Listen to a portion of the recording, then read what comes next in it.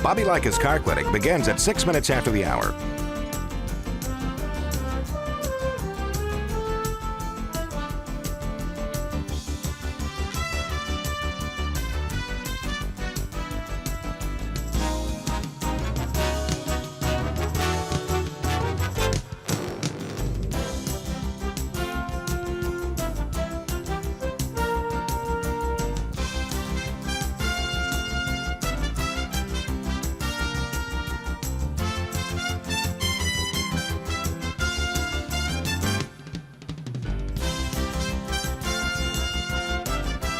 Bobby Likis Car Clinic begins at 6 minutes after the hour.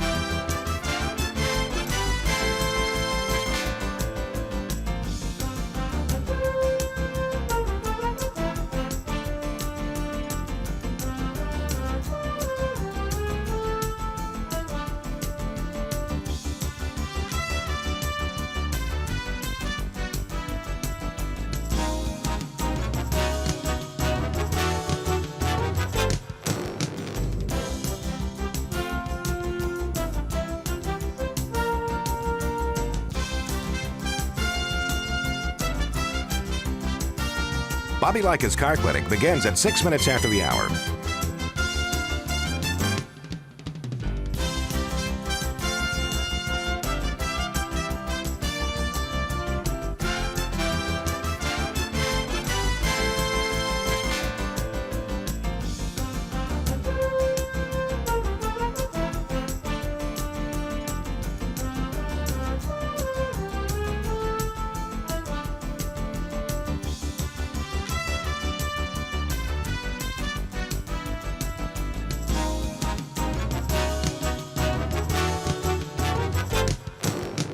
Bobby Likis Car Clinic begins at 6 minutes after the hour.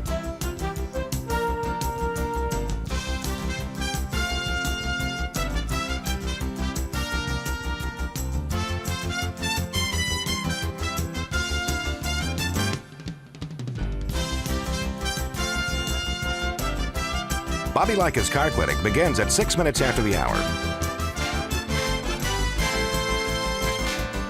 Countdown to 3-minute mark. 5, 4, 3, 2, 1, mark.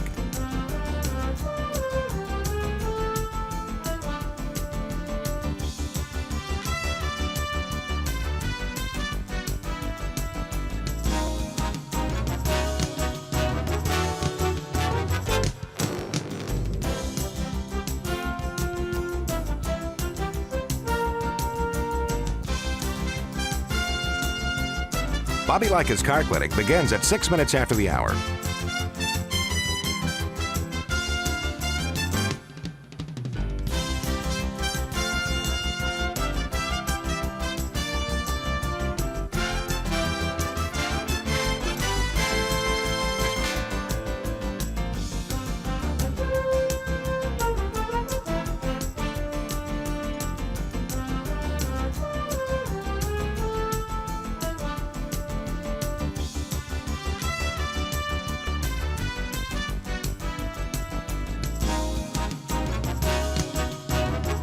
Bobby Likis Car Clinic begins at 6 minutes after the hour.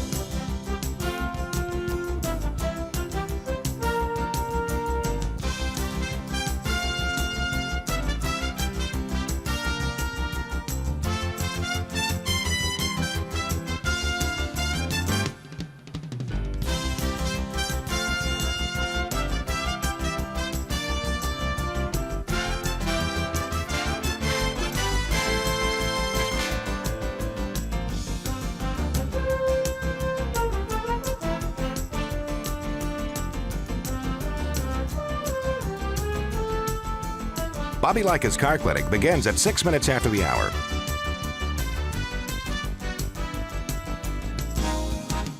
Countdown to 1-minute mark. 5, 4, 3, 2, 1, mark.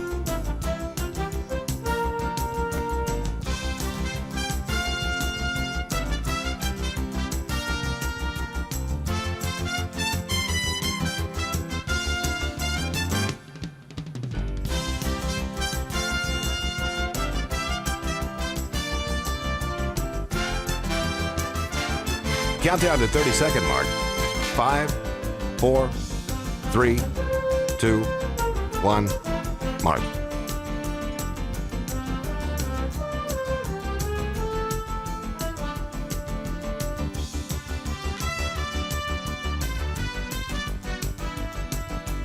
Count down to 10-second mark. 5, 4, 3, 2, 1, mark.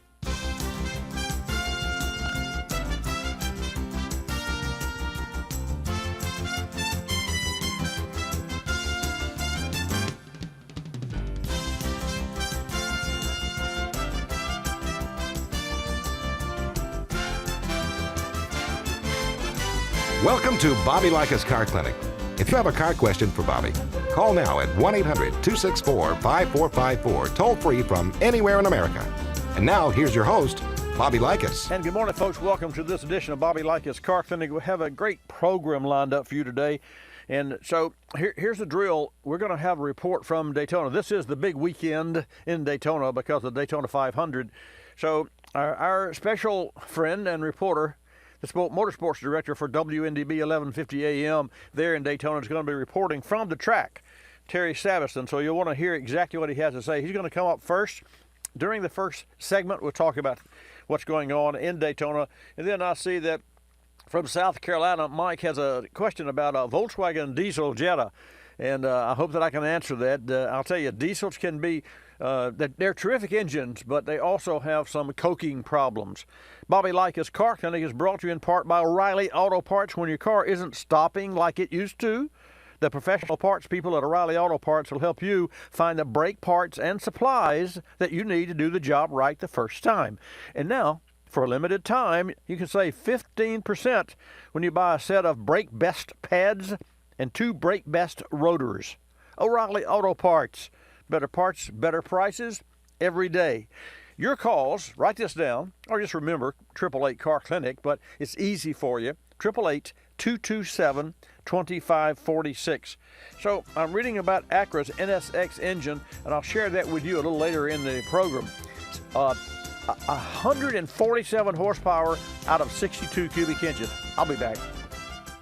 A 2013 Honda Accord came in the shop running rough, stalling, and a check engine light. The vehicle had originally been repaired by another shop. After a thorough diagnosis, we found the vehicle was generating a bad signal from the crankshaft position sensor. This seemed odd as it had just recently been replaced, but the scope doesn't lie. A bad waveform signal needs to be fixed. Our solution? A new crankshaft position sensor from Motorrad. A longtime leader for vehicle thermostats and caps, Motorrad now offers engine management products that are engineered to meet and or exceed OEM specifications. They're designed to perform under severe operating conditions and are resistant to extreme heat. We made the change, and that fixed the car. Motorrad engine management products are manufactured in Tier 1 OEM facilities with top quality qualifications. They undergo comprehensive 100% in-line and end-of-line testing to ensure uncompromising quality. Learn more about Motorrad engine management products and other Motorrad solutions at Motorrad.com. In the Car Clinic service bay this week, a 2013 Ford Escape. The customer was having a hard time cranking the vehicle and had to jump-start the car several times in the weeks prior. They assumed it was a failing battery, but it turned out to be something else. After a close inspection, we found the alternator was supplying very low voltage to the system, which can never be fully charged. We charged the battery, tested it, and confirmed it was still good. We then replaced the alternator and performed a starting system test after verifying proper voltage from the alternator. The starter motor showed an abnormally high current draw, likely damaged from all the cranking of the vehicle with low voltage. Our solution? A new Motorcraft starter and alternator, so we could be sure to fix it right. Both parts were readily available at FordParts.com. Motorcraft parts offer OE-approved specifications and performance for all your Ford and Lincoln repairs. Motorcraft, right part, priced right, and you can learn more about Motorcraft starters, alternators, and other high-quality vehicle-specific parts at Motorcraft.com. You're listening to Bobby Likis Car Clinic. Rosie Outfitters, I'm Tina. How can I help you? I'd like to place an order. Great. Which item? The cotton roll neck sweater, large. Okay. Periwinkle, Loden, or caramel? The caramel, please. The what? I'd like it in caramel. Oh, the caramel? Yeah, that's what I said, Tina. Actually, you said caramel when it's pronounced caramel. Can't we just call it yellow? No. Everyone knows the best part of a Milky Way. They just don't know how to say it. After all, it's our caramel. It's caramel. Ugh, that makes a Milky Way great. You start my morning, you stir in my soul, you warm my heart, make me feel whole. Your aroma calls me, starts my morning, happy morning. Your name is Folgers Mountain Grow. Now you're here, your aroma helps me wake, and the day is mine to take. The best part of waking up is Folgers in your cup.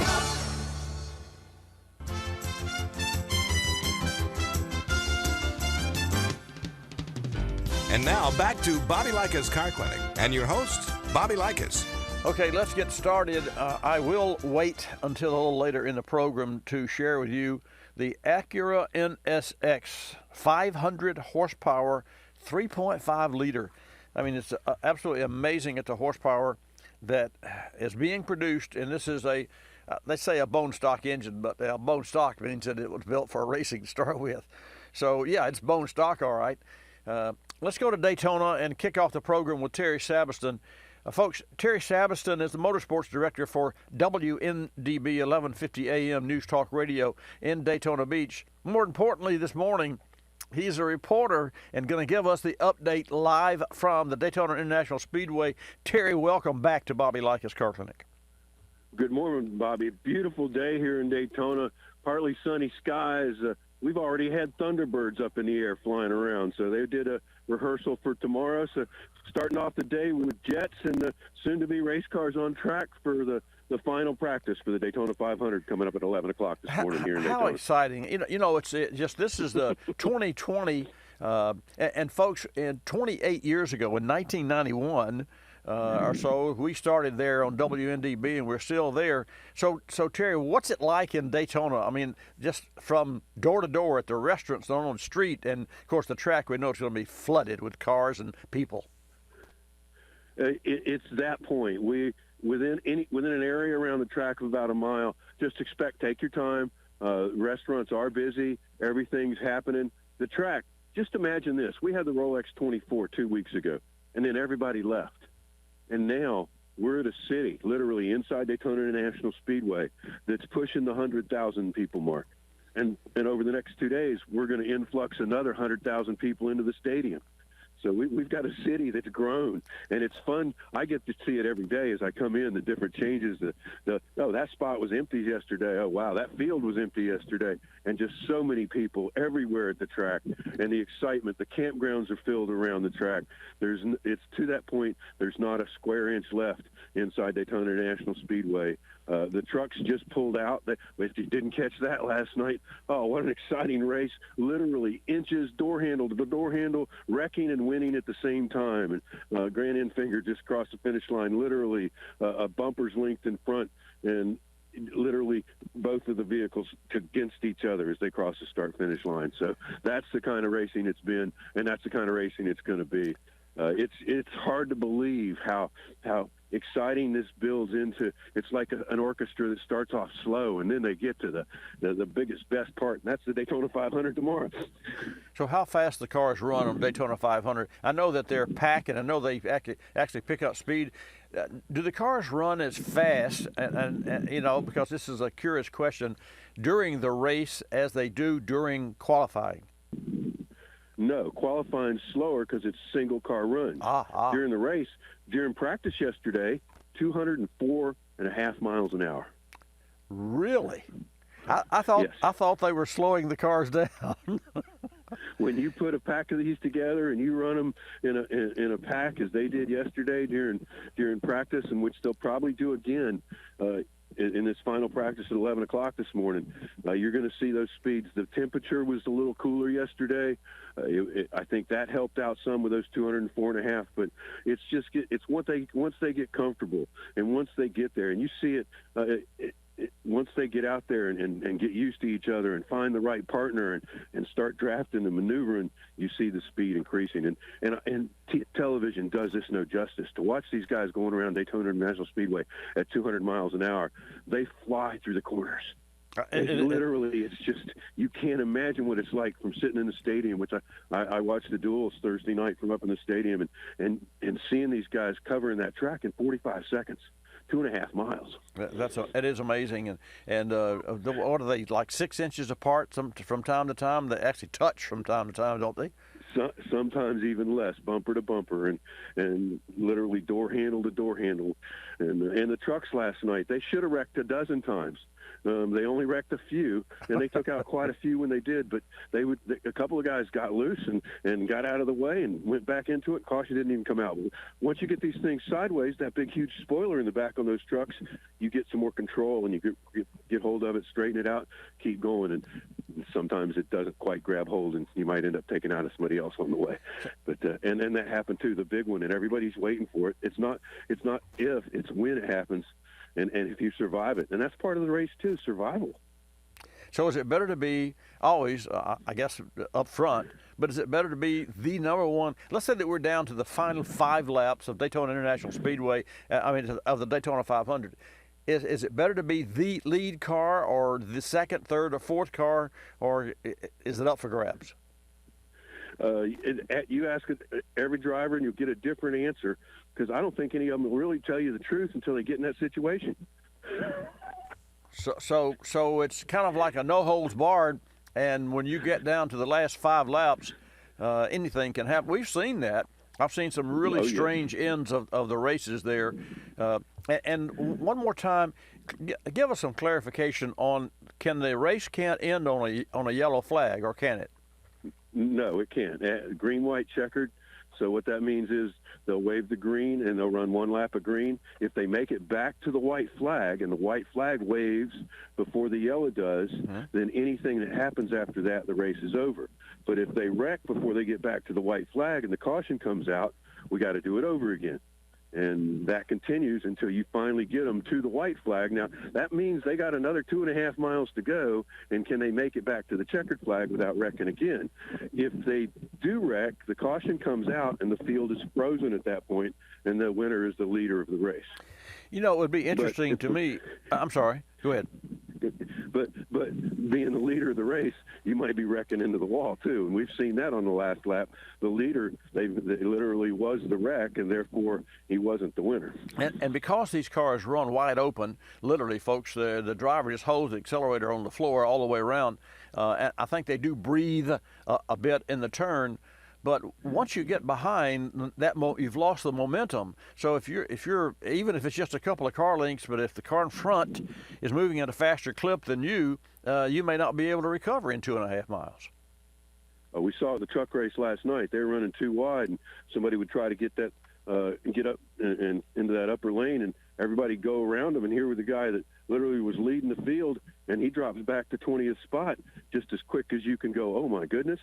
That's amazing. It is amazing. So how many cars start? We've got 40 cars starting the Daytona 500, and that's interesting too. You know, we had 43 that came here to run in the Daytona 500, and a few of them had to go home. And one of them, Daniel Suarez, was a unexpected one. He had to race to get in, and he wrecked in his duel. Got caught up with some guys going to pit road, and he's not going to be here on Sunday, and that's tough for a driver who was a full-time driver last year, is changing rides to a new team, and here he is not making the first race at the Daytona 500. Wow. So who's on the point? Which car's on the point this year? Ricky Stenhouse is on the pole, and that's in a new car or a new team for him, and that's a transition for him. He's racing for a different team than he was last year, and so for him to take a new team for him and a team that's been around, but to put it on the pole for the Daytona 500, what an amazing opportunity. And then the Alex Bowman on the outside. And that was set last Sunday at qualifying, and then the rest of the field was set on the duels Thursday night, which were fairly safe. But then we had, since I talked to you last, Bobby, let's see, I was on MRN with Lucas Oil 200, ARCA race last Saturday. We had, and that was a demolition derby in a lot of ways. The Clash on Sunday was a pretty wild race. I think 5 cars finished that race out of 18. So it's been interesting. They've torn up some race cars, but the racing's been fantastic. Well, I guess, when as I said, when you're down to the wire, anything goes. But still, make no mistake about it, folks. These cars have limited tires, limited gas, and limited time, and it's all out for 500 miles. So I can't wait to see who the winner is. In the meantime, of course, it's nationally televised, but it's just nothing like being, as you said, in the stadium watching it real time and live. And Terry, I'll let you get back, and thank you so much for giving all of our Car Connect listeners a report of what's going on in Daytona. I'm just excited every year, and again, perhaps one of these days we're going to come back down there and broadcast from the track. One other thing, Bobby, did you hear who our grand marshal is for this race? No. Donald Trump. Really? Yes. President Trump's coming in tomorrow. Security will be tight at Daytona International Speedway. Get there early if you're going. Wow. But this will be the fourth president that I've seen at Daytona International Speedway. So I saw Reagan and both Bushes, and now Trump here at Daytona International Speedway for the Daytona 500. So we've got a really big day tomorrow. Great. I'm sure you have. Hey, thanks again for joining us, and keep in touch, and always love to hear from Daytona Beach. Terry Sabiston, Motorsports Director for 1150 News Talk 1150 there in Daytona, WNDB. Terry, thanks again for joining us. Thanks, Bobby. Tune in to us. We go live on the air 8 o'clock Sunday morning with pre-race before the 500. So newsdaytonabeach.com, listen live, or download the WNDB app. There you go.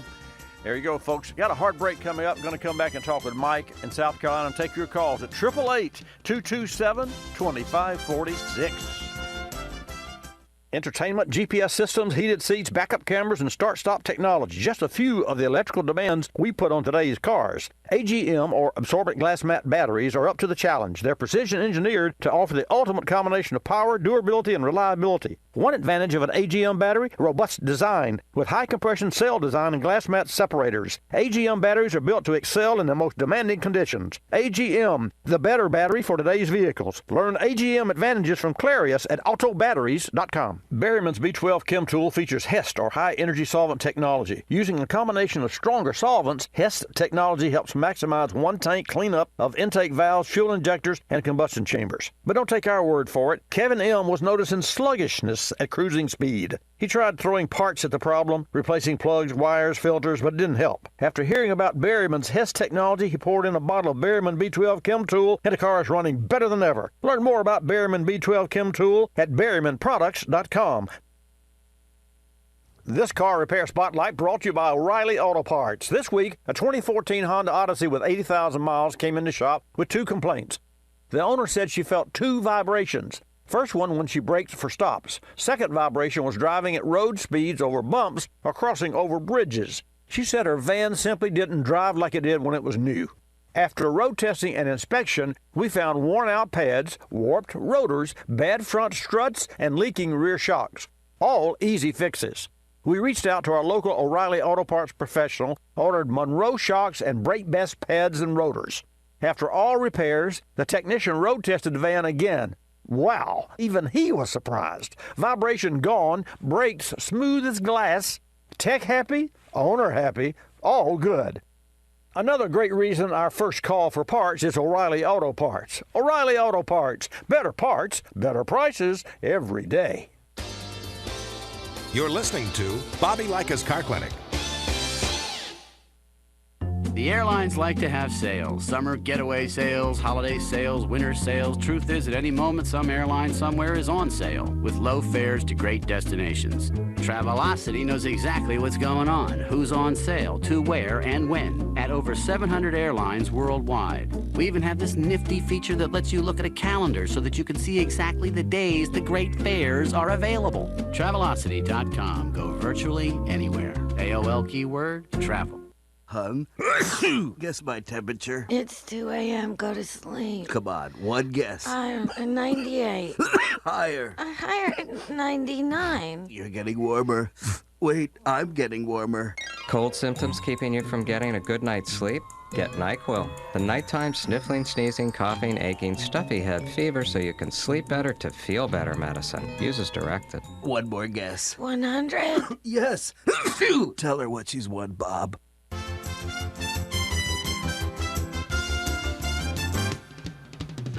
And now back to Bobby Likis Car Clinic and your host, Bobby Likis. Glad to have you tuned in today, folks. Always, every Saturday from 10 till noon Eastern Time, we come to you from the center of the automotive universe. And it's a lot of fun for me and a pleasure to get reports from Daytona.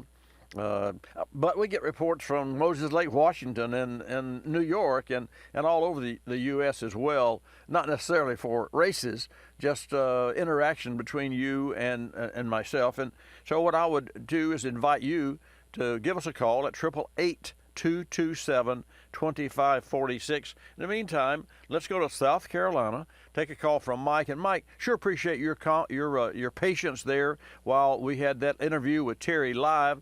Welcome to Bobby Likis Car Clinic. Thanks for holding. Thank you. What can I do for you? I have a 2006 Volkswagen Jetta diesel turbo. Okay. And it's become sluggish. It's a high mileage car, and I still get great mileage, about 44 miles per gallon. Mm-hmm.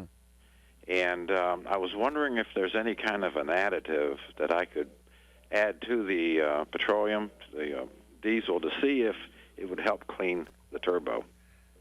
Well, no, because the fuel, the fuel doesn't. The turbo is after the fuel. It's after the fact. The turbo is turbos get coked up, but mainly what happens is the lungs of the engine get coked. The throttle body gets coked, and that's after the turbo as well. The real challenge, and there's particulate matter that comes out of a diesel. That's one of the biggest challenges, like we see in the shop. The Ford diesel, the GMC and Chevy diesel and Dodge Ram, they're all great engines. It's a matter of just whatever choice you like. But in my opinion, the Ford, with its emissions control, we seem to have more problems with those vehicles, but they're getting better, but still to meet the emissions mandate. And the same thing is true for your Volkswagen Jetta. You've heard me talk about injector cleaners, and one of those particular, it would be like there's a product that Berryman Products has formulated. It's called B60 Fuel Rejuvenator. It's a very powerful one-tank cleanup that we use in particular when we're prepping a car. When I say prepping a car, when we're trying to return that car to some good drivability, because the very fact that that's coking comes and happens like on your Jetta, there are solvents, but the Berryman is the only, and this is the reason that we partner with Berryman. They're the only chemical company that has the HEST, which is high energy solvent technology. All of the manufacturers that make chemicals for your purpose that you're talking about have solvents. But a lot of them are just like kerosene. I mean, there's nothing magic about kerosene. You have to have the high energy, or the HEST is what they named theirs, and it is. It's a high energy solvent technology. So for my vehicle, what I would do, where I would just go to BerrymanProducts.com, look through their site, and see which product is applicable to your particular wishes. And ultimately, how many miles on did you say how many miles on it? I've got about 325,000 on it right now. I'm telling you, I have seen, you must exercise it, because I've seen the Jettas with 30,000 miles that would come into my shop and be all but crippled. And of course, a lot of those were owned by older, more conservative drivers that just take short distances and short trips. And that's really, as you know, the kiss of death for diesels, because diesels are manufactured originally for the long haul. So that's why, and it's an interesting fact too, Mike, the small diesel with the turbo is better than a large diesel for your application, because the smaller engine has to work harder, which means you open the throttle more, and that keeps the engine kind of blown out, if you will. So yeah, I would use the Berryman products, but specifically look online to see which one and which one of their chemical compositions is the most applicable for your vehicle. How often do you, now you've got 300,000 miles, so you've done a lot of things right to the car. Have you ever had any real serious issues with it?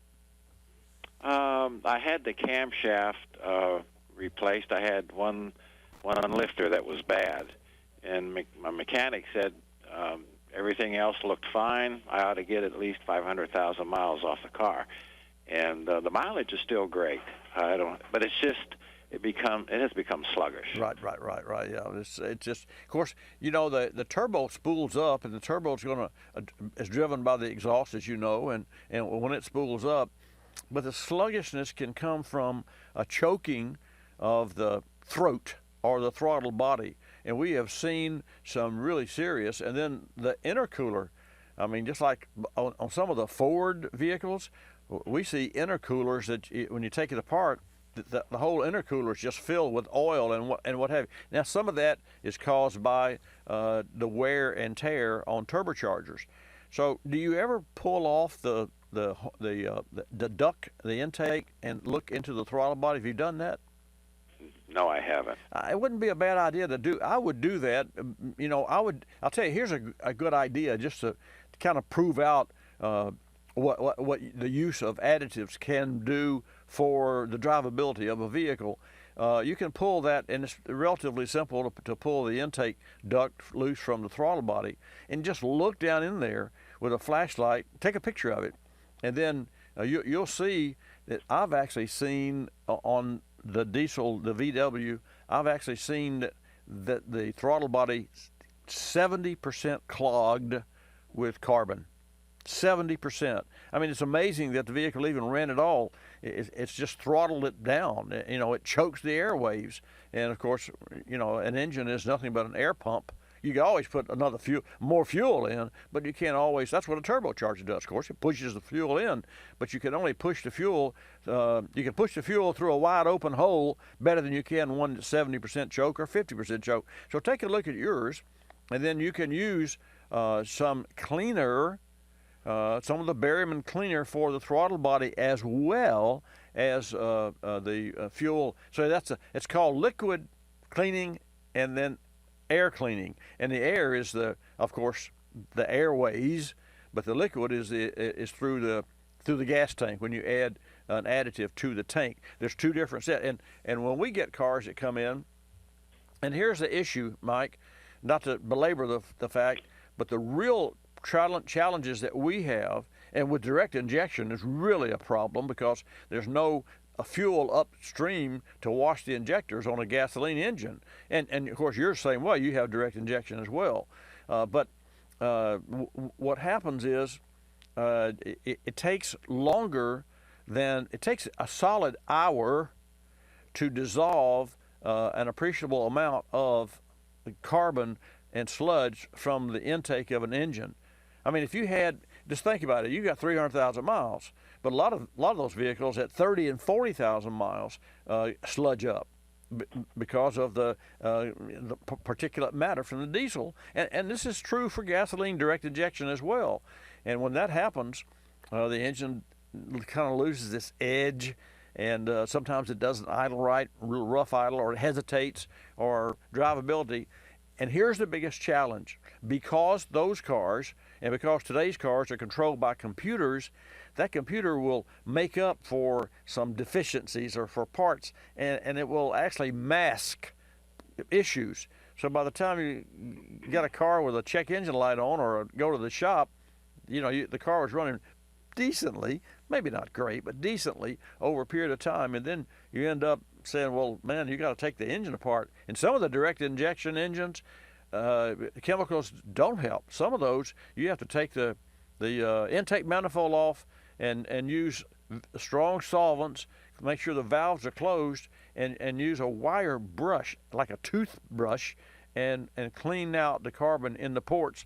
Audi I don't say it's the world's worst. I mean, I'm not an Audi fan, so I pick on Audi. But they do have lots of problems, and we recently had an Audi in here that has doors inside the air plenum chamber. to change the size of the plume, so you have efficiency at low RPM, volumetric efficiency, and then when you wide open throttle, all the doors open, and then the ports become larger to flow the air. Well, the doors came apart. The little flapper doors inside, the doors came apart and were actually stuck and lodged down in the intake port because they were plastic. So it's really just, when you design something like that, why the designers would use a plastic inside the turbulent airflow of an engine. I mean, over time, plastic is going to break. It happens. It's not supposed to, but it does. So anyway, try that chemical and then get back with me and let me know how it works for you, okay? All right, Bobby, thank you very much. You're welcome, Have a good Mike. day. Thank you as well. So folks, I mentioned earlier, and I want to share this with you because it's really, really cool.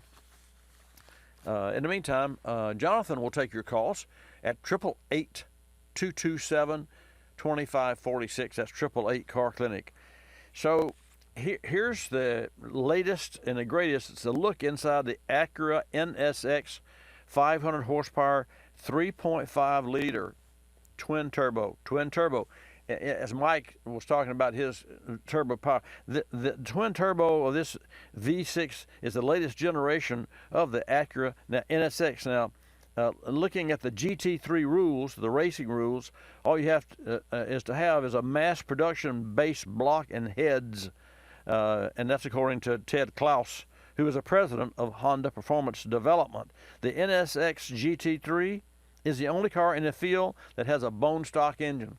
I find that humorous, a bone stock engine.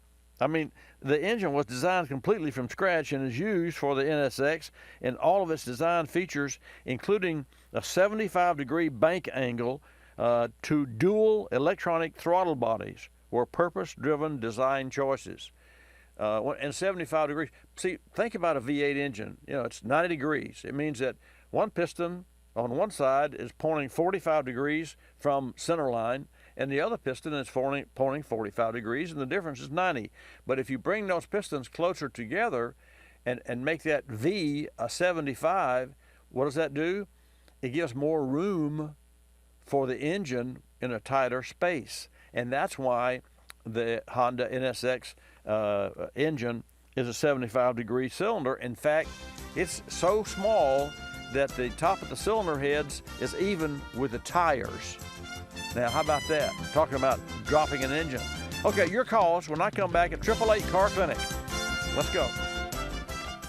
A 2015 Ford Escape recently came into the shop, 120,000 miles and going strong, but it was starting to hesitate, and the customer also complained of declining fuel economy. This 2-liter turbocharged engine is GDI, or gas direct injection, and special maintenance is needed in certain areas, particularly the fuel system. We suspected carbon buildup, and sure enough, using a borescope through the spark plug hole, there was definite evidence of carbon buildup. GDI engines are different in the way they inject fuel, and it can create some issues with repair and maintenance. That's why it's important to use products rated for GDI, like Berryman's 4-step professional air and fuel management maintenance kit. Each step of the process is designed with GDI engines in mind. We use the kit, and after 2 weeks on the road, the car is performing noticeably better, and MPG has improved a bit. Learn more about Berryman's 4-step professional air and fuel management maintenance kit and other great products at berrymanproducts.com.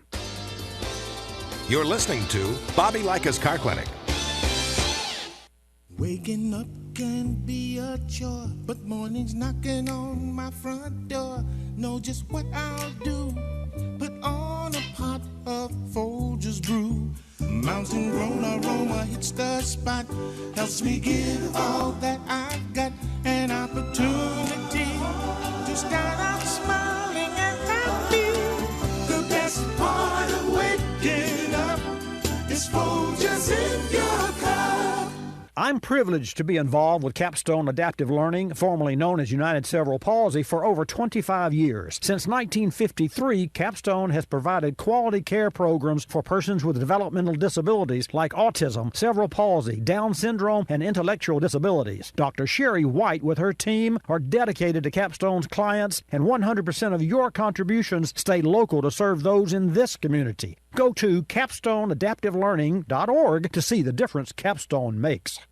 Technology moves at the speed of innovation, and today, that's lightning fast. So when you get your hands on the latest tech, don't forget to do the right thing with your old devices. Recycle them. The Consumer Technology Association and its members are making recycling your old tech device as easy as purchasing new ones. Just go to greenergadgets.org, type in your zip code, and you'll instantly find the responsible recycling location closest to your home. You'll also find lots of tips to simplify your recycling, like asking the store where you buy your new TV if they'll haul away your old one. Television sets, video game consoles, smartphones, tablets, they're all recyclable. Don't let them clog up your local landfill. Just visit greenergadgets.org. You're sharp enough to get the latest tech tools into your home. Now be responsible enough to get your old devices to the recycler. That's greenergadgets.org.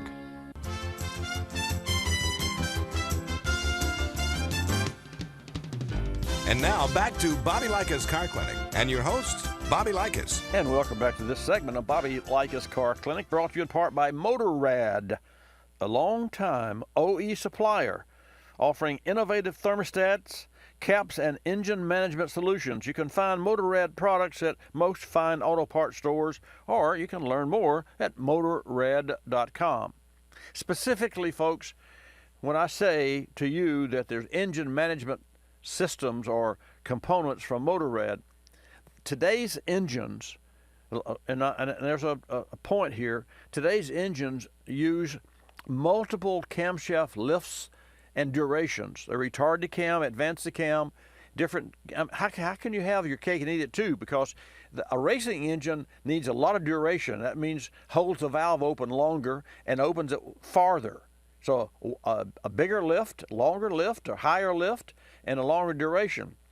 But if you put a racing cam in your street car, it'll choke itself. So what the manufacturers have done is they've created multiple lifts of a same camshaft, and they have to have a control inside the engine. So these electronic, like a variable valve timing or solenoid, which Motorrad supplies and are OE specified and manufactured under those certain specifications, those solenoids depend on a computer to control oil flow in the engine to advance and or retard the cam, and in some cases shift the rockers, the followers, so that the same camshaft has more lobes than one that operate the same valve. One lobe is a small lobe and opens a valve a tiny amount, and the other one is a larger valve. Well, you can't open the valve wide open. The engine would choke. But above a certain RPM, like 3,500, 4,000, somewhere in there, you need more air in the engine. So you open the throttle, but the throttle only controls what you control. The camshaft controls how high the valve opens and how far it opens and how much air gets in that length of time.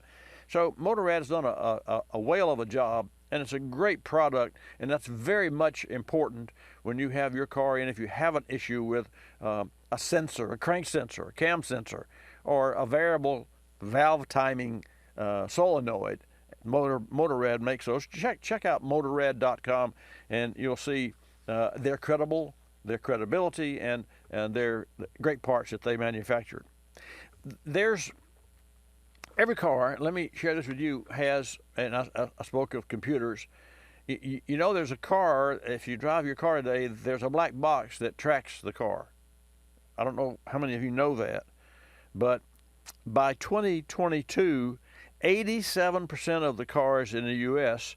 will be equipped with wireless technology that collects and reports on car safety, maintenance, and repair by 2022. So in 2 years, 87% of the cars will be reporting to the home base. Well, where's the home base? The home base is a manufacturer. So let me ask you a question, and I'd like your input on this. Who owns that data? I mean, who does own the data? Let's see. You buy the car, you pay the notes, you keep the car up with the upkeep. If it breaks, no, if it has a bad component and it breaks under warranty, the manufacturer pays for it. But once you get out of manufacturer's warranty, unless you have an extended warranty, then you have to pay for it. And even then, you have to pay for the extended warranty. So what about the information that is being collected in that vehicle? 71% of the consumers of this report, and this report is from yourcardata.org.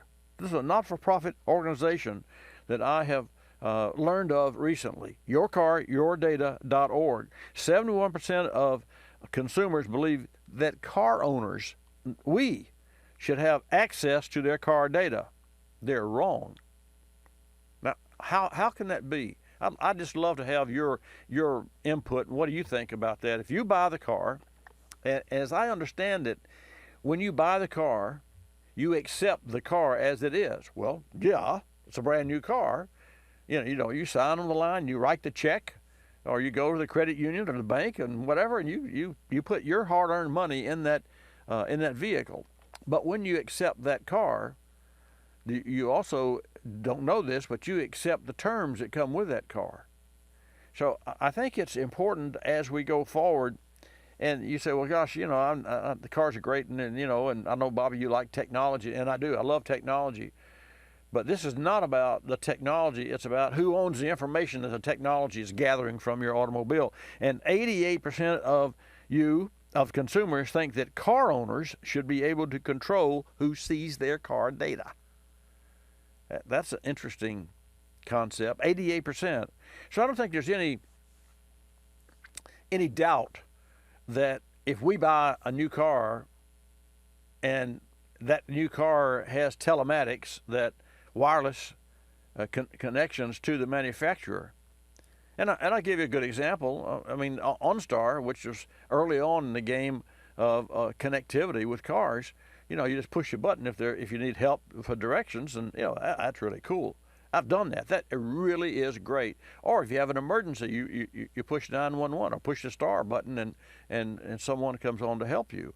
So those are really important. But what about as you're driving down the road, or you're going from house to work or church or eat? Who tracks that car? And at what speed do you drive? How hard do you run the brakes? Do you nail the brakes? Do you drive up to a stoplight and nail the brakes? And so how many G-forces? All that's being measured. It is. Same thing is true for an insurance chip. And I have one in my car. I agreed, and I put the chip in my car, and it's still there. And I have an app on my phone, and I look at my driving, and I get a report, which also goes to my insurance carrier. I get a report, and it shows me in your state, in your age, in your family, in your group. Everything's categorized. Everything's captured.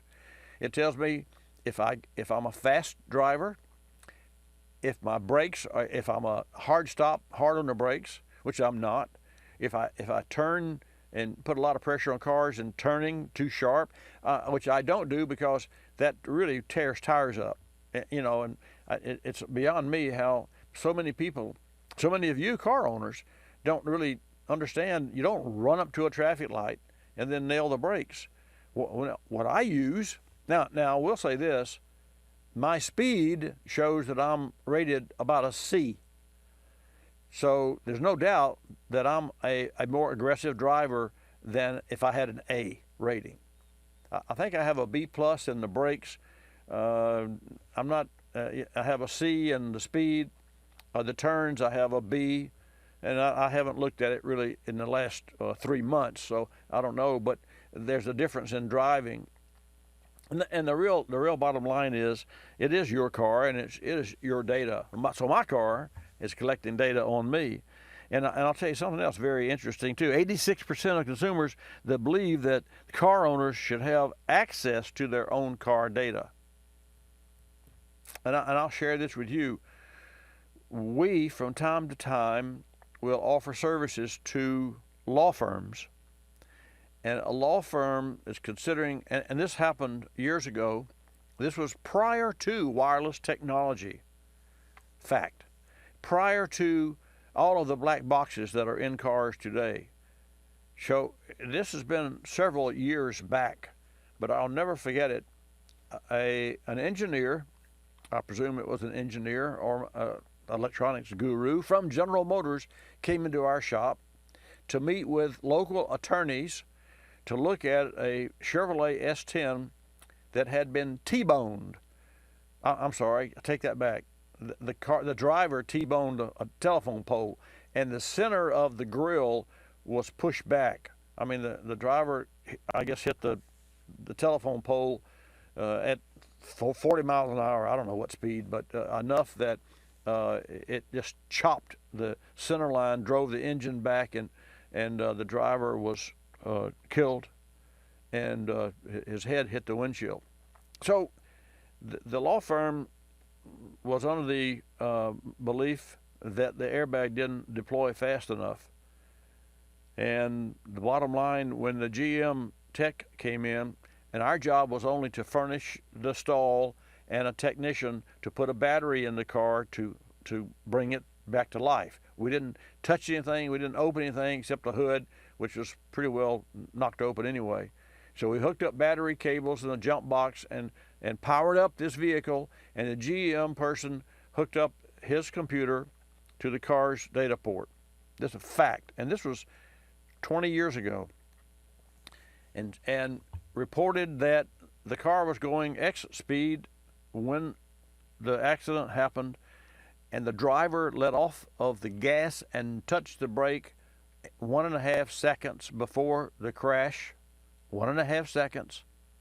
But here's the kicker. The driver was not wearing a seatbelt.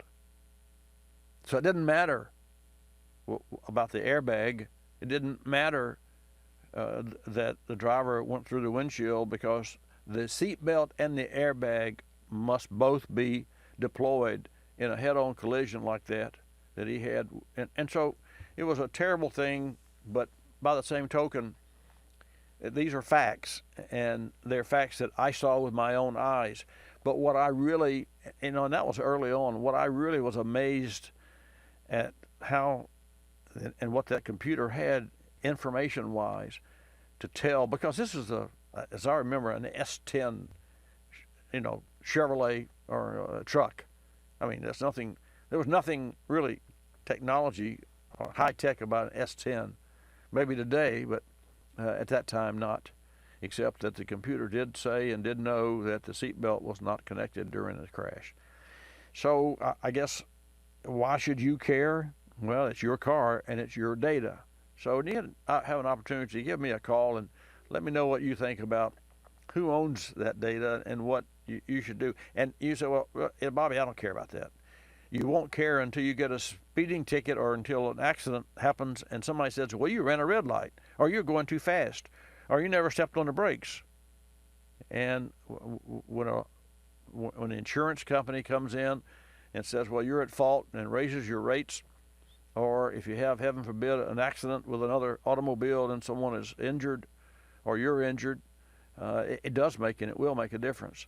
So I just think for where we're going in the futures with self-driving cars and the technology that I love, that I really enjoy, I think it's just really interesting, and I think that we should be a little more involved, and so we'll find out whether or not and what you believe in. Again, that site for you to check out is yourcaryourdata.org.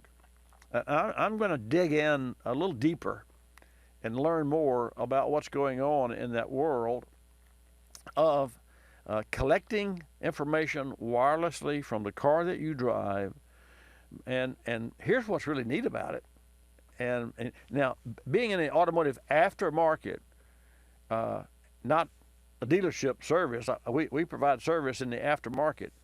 So if you're driving a car and the check engine light comes on, and let's say you're driving a GM car, you can get a note from GM saying, hey, your car has an oxygen sensor code, or it has an ABS code, or there's a problem with the engine and you should stop driving it if the light's flashing, because GM will monitor and is monitoring those vehicles. So what does that do? Well, I'll tell you what it does. It directs that technology, and that methodology directs you to a dealer. Well, if your car is out of warranty, it's your choice who works on your car. The Magnuson-Moss Warranty Act, of course, has a lot to do with that, of 1979, meaning that you can perform your own maintenance on your automobile, or an independent can perform the maintenance on your automobile while it is under manufacturer's original warranty, and it still maintains that warranty. You do not have to return to a dealer to have your car serviced to maintain the warranty. If you got a part that's broken, yeah, it's under warranty. The dealer's going to fix it. But if you want to go to Tom, Dick, or Harry's garage, as long as they use parts that meet and or exceed manufacturer's specifications. Short time left. I see that Alex is calling in about can we wipe all the info using a scan tool. So what I'm going to do, Alex, is I'm going to ask you to hang in there, because I want to know a little more about what your question is, and then I want your opinion as well on your car, your data.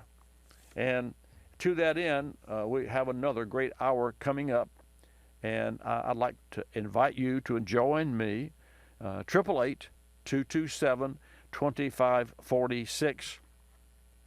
By the way, I have decided to sell my classic Porsche. And it's true this time. It's true. It is true this time. I've decided to sell the classic Porsche. Why? Well, I'll tell you, because I no longer have the place to store it, and I don't have the room for it to keep it inside, and this car has to stay inside. So I'll be looking for a new home for. It's a 1980 Weissach. Only it's one of 408 that were imported, but you've heard me talking about that car. But that's all you're going to hear for this hour, because we're at the end. One more in the books. 888 Car Clinic. When I come back after the break, I'm Bobby Likis. Likis, you'll love us. This is Bobby Likis Car Clinic. Bobby Likis Car Clinic is a copyrighted presentation of Car Clinic Productions Incorporated and may not be reproduced or rebroadcast without the express written approval of Car Clinic Productions Incorporated.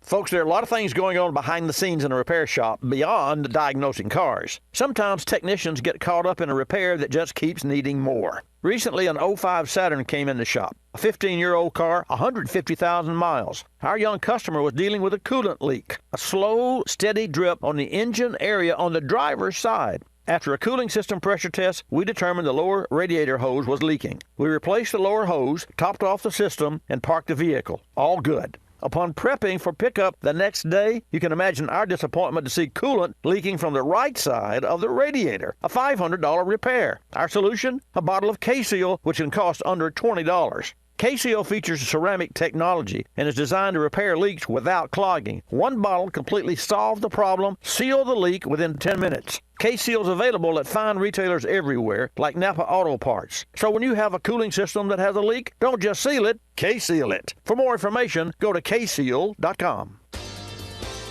You're listening to Bobby Likis Car Clinic. If you're familiar with the Kulseford section of the newspaper, you probably understand this message quite well. You see, in the Kulseford section, everything gets abbreviated.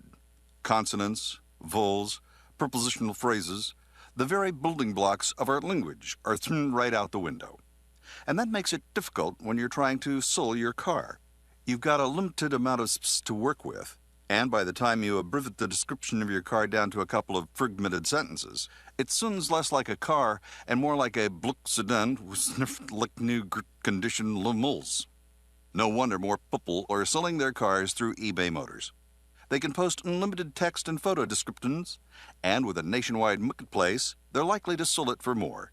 Plus, both parties can be covered by eBay's Vehicle Protection Program. Buyers are happy, sellers are happy, and no one's abbreviating. eBay Motors, a better way to sell your car.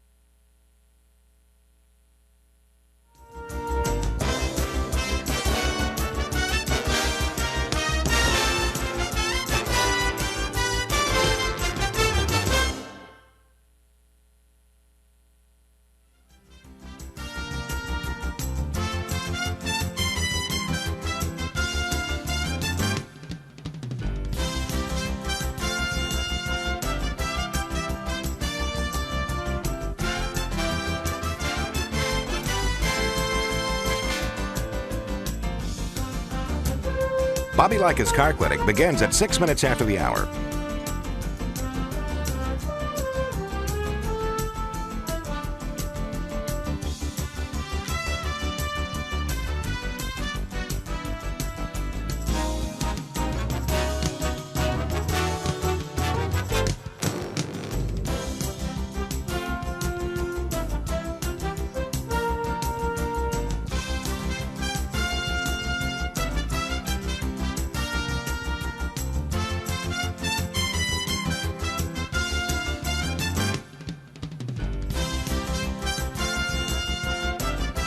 Bobby Likis Car Clinic begins at 6 minutes after the hour.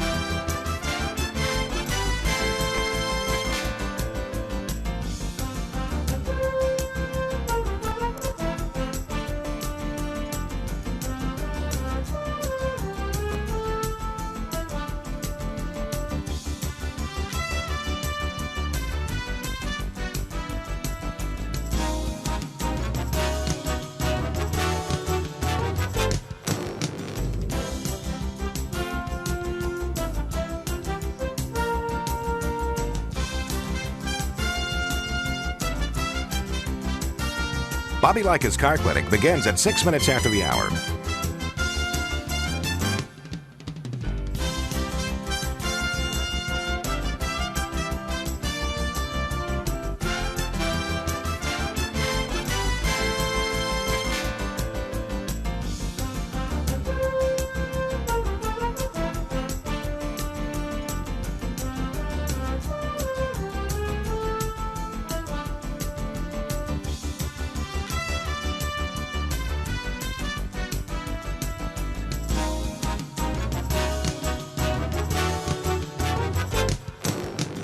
Bobby Likis Car Clinic begins at 6 minutes after the hour.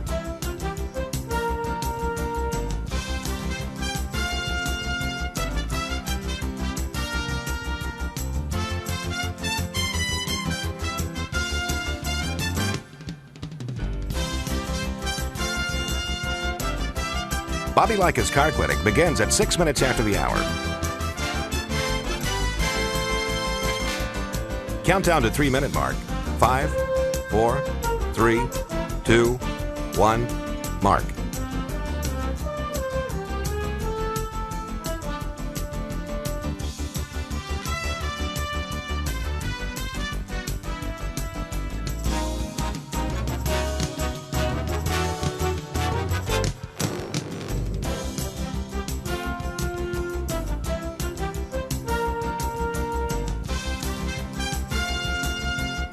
Bobby Likis Car Clinic begins at 6 minutes after the hour.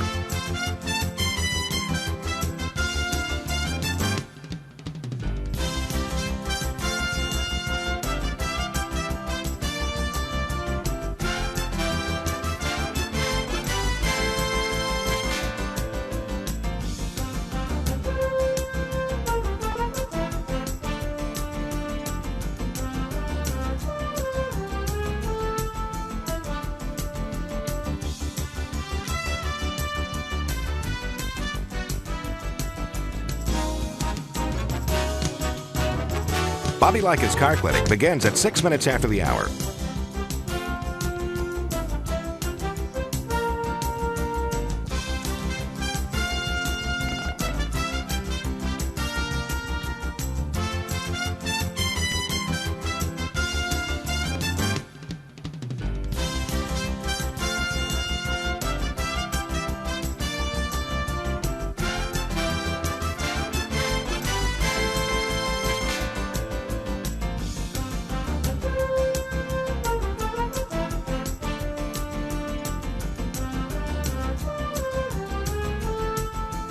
Bobby Likis Car Clinic begins at 6 minutes after the hour.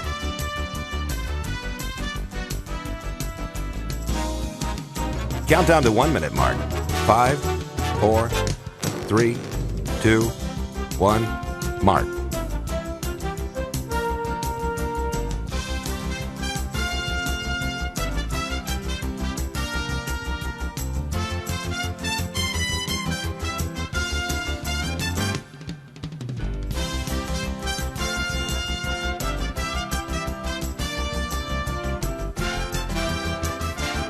Countdown to 30-second mark. 5, 4, 3, 2, 1, mark.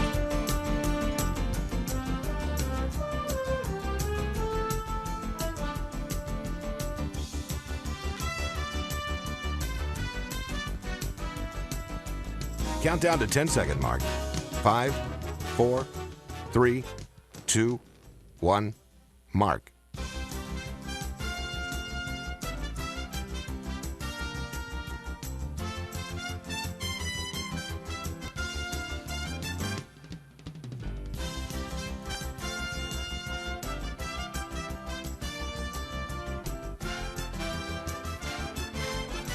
Welcome to Bobby Likis Car Clinic. If you have a car question for Bobby, call now at 1-800-264-5454, toll-free from anywhere in America.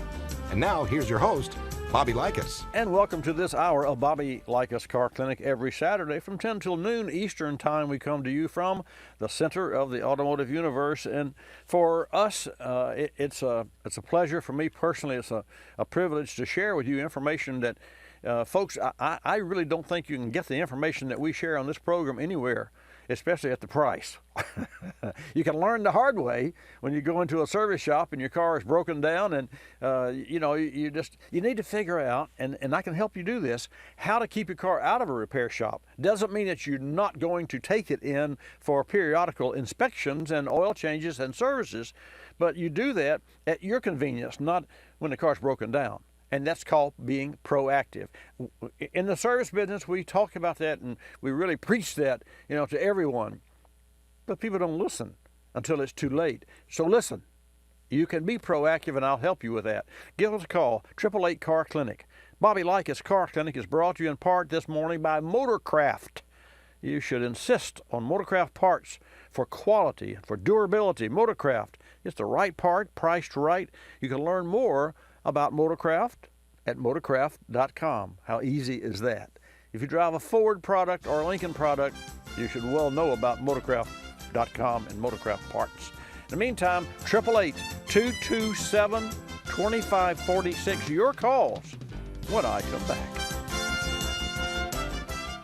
Time for another edition of Cooling System Q&A, brought to you by Motorrad, your first choice for vehicle thermostats and caps. Why is the thermostat so important? Cooling system regulates engine temperature and helps prevent overheating. While it's comprised of several components, the thermostat plays a critical role with efficient cooling system operation. It must regulate coolant flow properly to maintain a specific engine operating temperature, in addition to providing quick warm-up. Motorrad's new stainless steel thermal element UltraStat is unmatched for corrosion resistance. Its revolutionary Reax wax mixture provides quicker reaction time. The UltraStat also features bilinear valve technology, which prevents thermal shock to cooling system components, gradually increasing coolant flow versus instant maximum flow found in traditional thermostats. The UltraStat precisely controls engine temperature to ensure the lowest emission standards, maximum fuel efficiency, and terrific interior cabin comfort. The Motorrad UltraStat line is the perfect thermostat upgrade option with coverage for over 160 million vehicles on the road today. Motorrad, leading the way in coverage and service.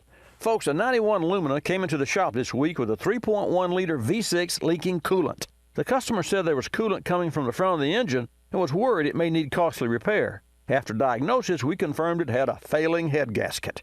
Checking the labor guide for times, adding the cost of the head gasket set, plus coolant, oil, and filter, and miscellaneous, the repair would definitely cost more than this vehicle was worth. Not the holiday present our customer was hoping for.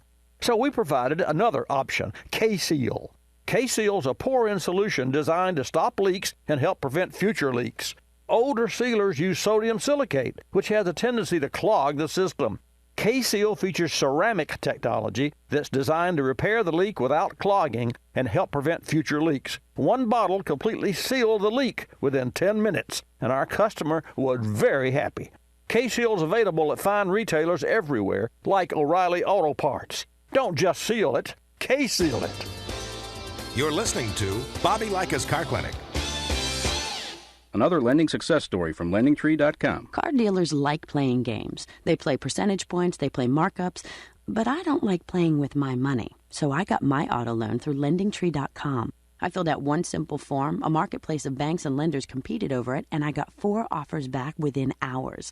After all, the car buying game is a lot easier to win when you're holding all the cards. LendingTree.com. When banks compete, you win. For additional information and state license disclosures, please visit our website located at lendingtree.com.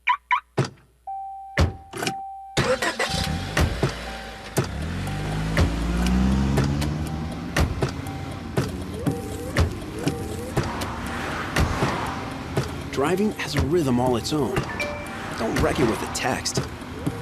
Before you get behind the wheel, silence your phone. Or better yet, designate a texter. For more text-free driving tips, visit stoptextstoprex.org. Brought to you by the Ad Council and the National Highway Traffic Safety Administration.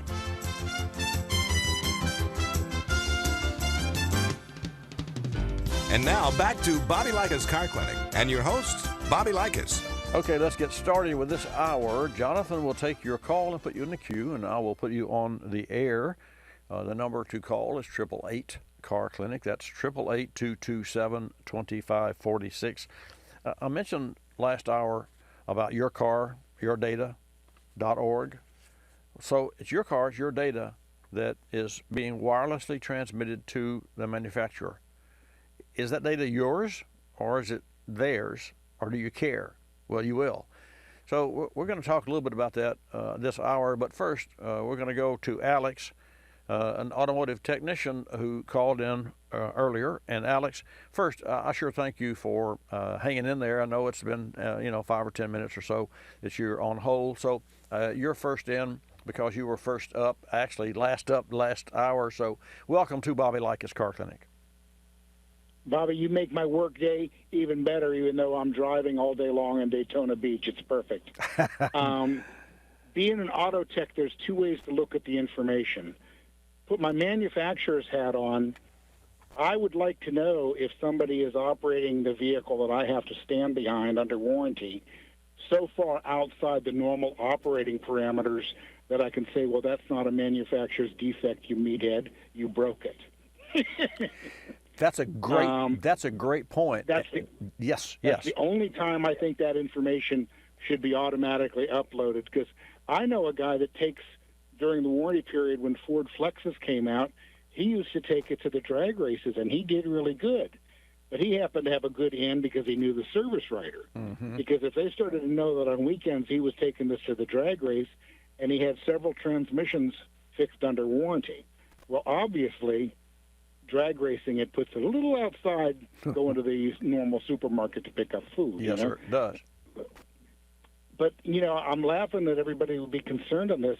Anybody that's got a cell phone in their pocket, the information you're transmitting on a daily basis, whether the phone's on or being used, is off the charts. So I wonder if, when we do a hard reset on a computer, not just by using our scan tool to turn it off, but to physically want to wipe the capacitors in the computer.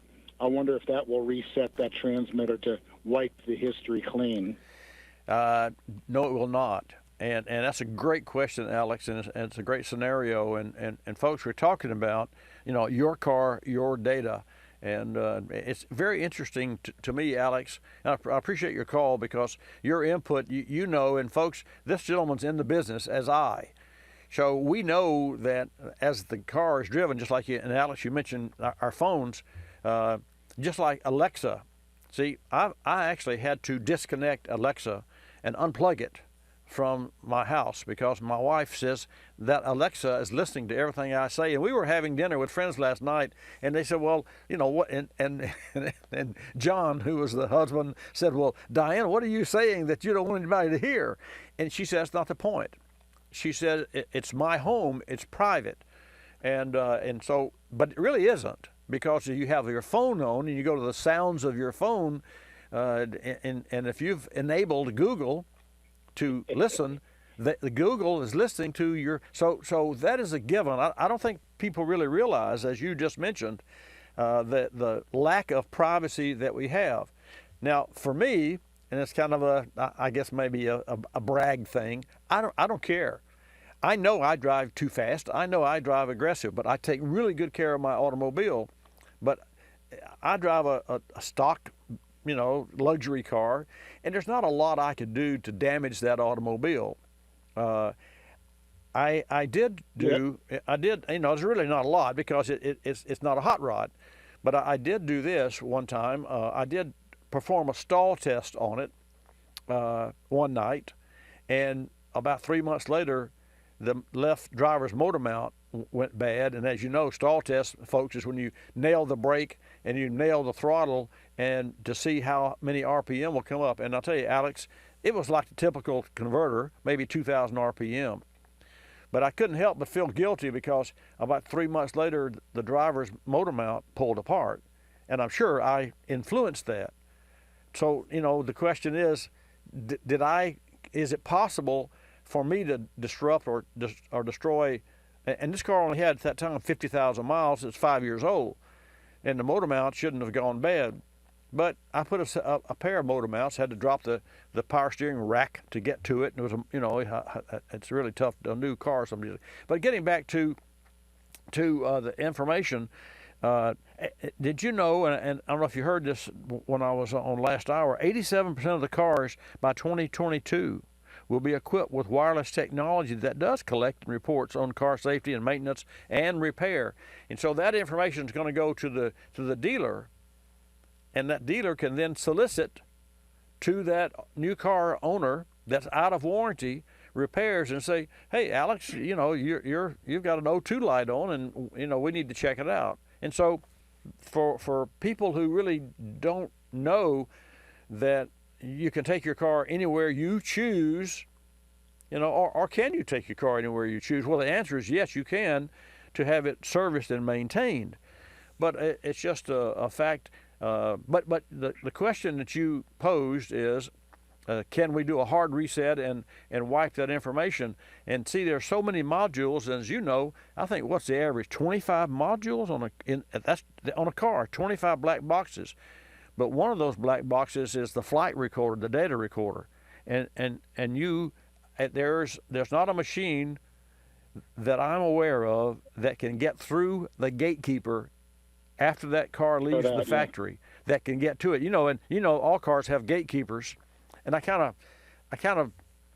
smile sometimes, for lack of a frown, that people say, oh, I took it to ABC Parts Company and they read the codes on my car and here's what's wrong with it. Well, reading the code doesn't tell you what's wrong.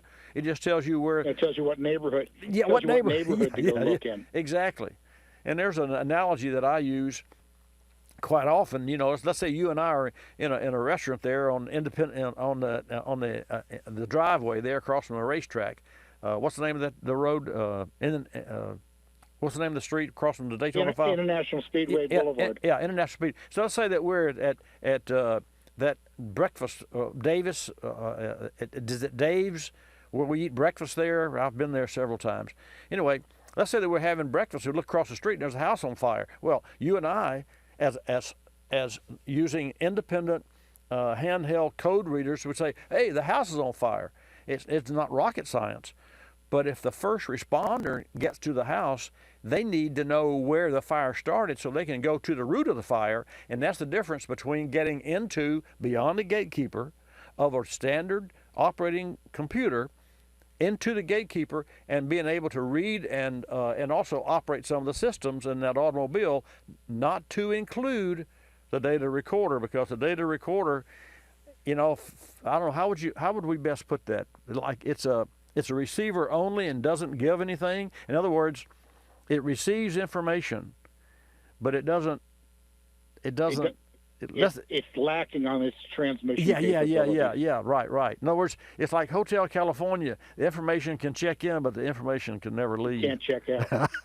There's something I'm worried about with you having an Alexa and being an experienced auto tech. As the technology increases and Alexa gets to know you better, and then all the stuff in your cars is downloaded, aren't you worried that during dinner one night, Alexa is going to quiz you about being an auto technician and owning a Jaguar?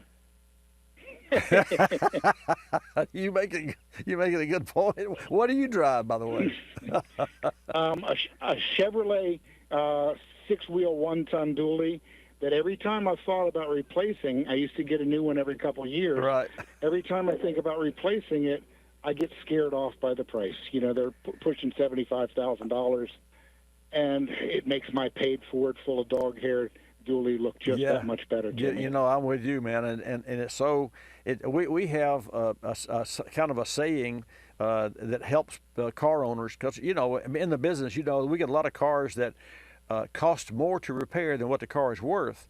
So but let's say that the car costs $5,000 to repair and it's only worth $3,000. So somebody said, well, I'm going to take that $5,000 and go buy me another used car or spend $6,000.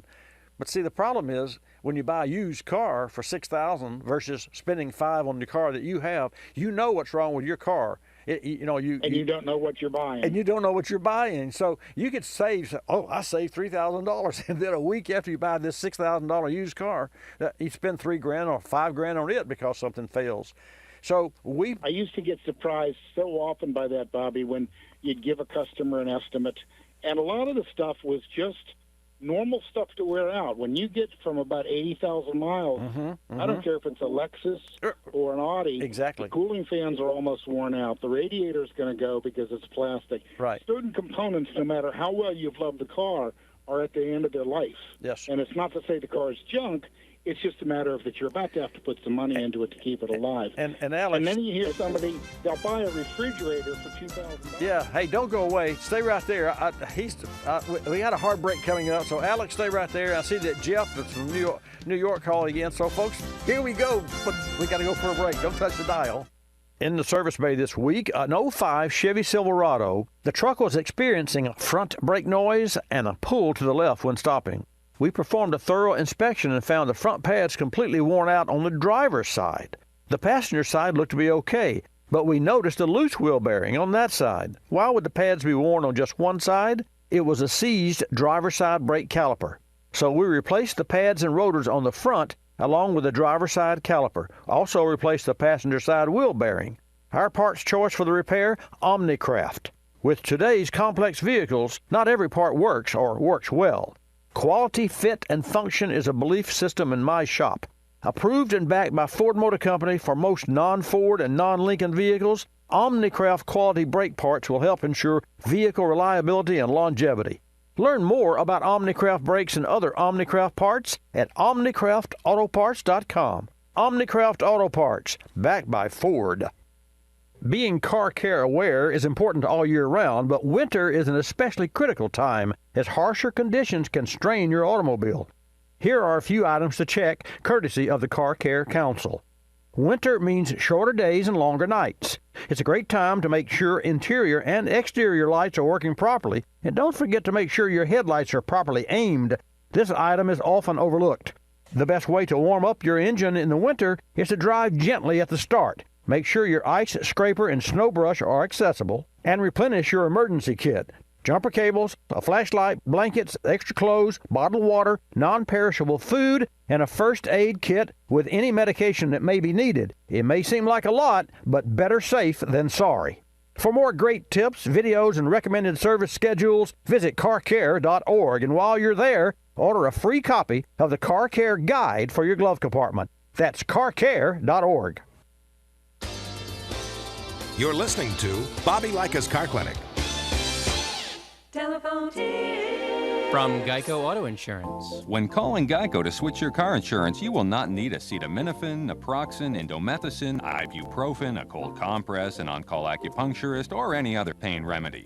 In 15 minutes, you could save 15% or more. If it were any more painless, you could do it in your sleep, which is theoretically possible since we offer complete 24-hour service. Call 1-800-947-AUTO, 1-800-947-AUTO. Geico Direct, the sensible alternative.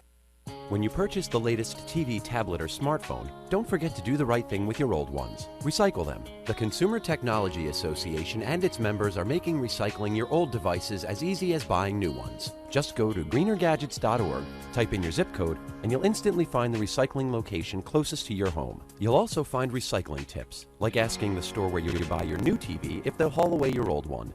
Don't let your old tech tools clog your local landfill. Just visit greenergadgets.org.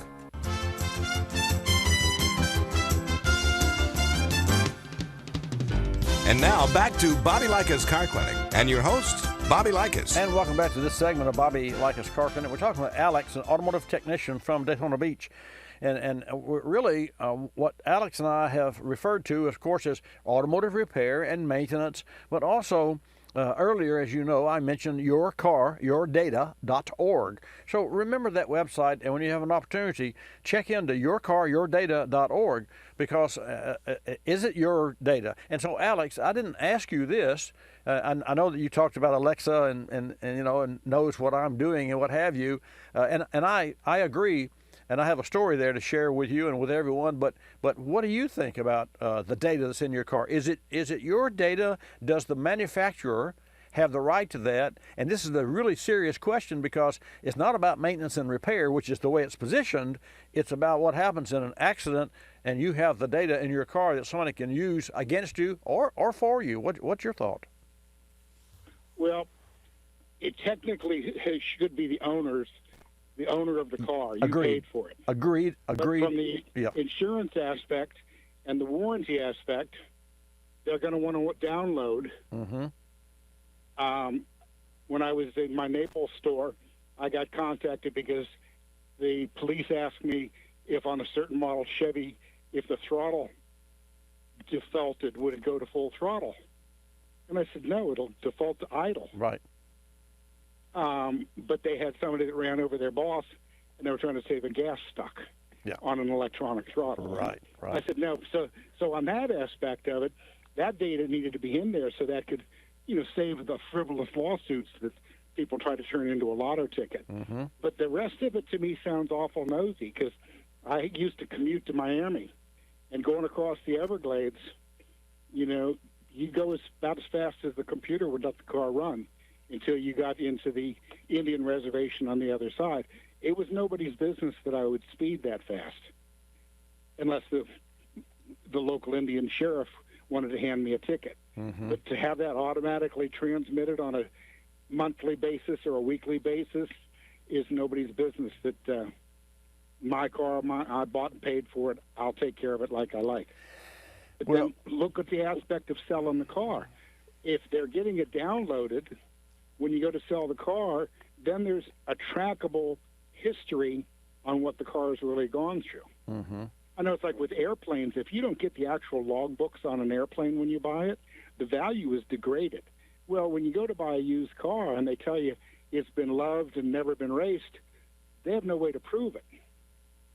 So this downloading aspect might be able to incorporate the true and actual use of the vehicle in how it's been transmitted. Because, I mean, like I say, it knows how hard you push on the brakes, how hard you accelerate.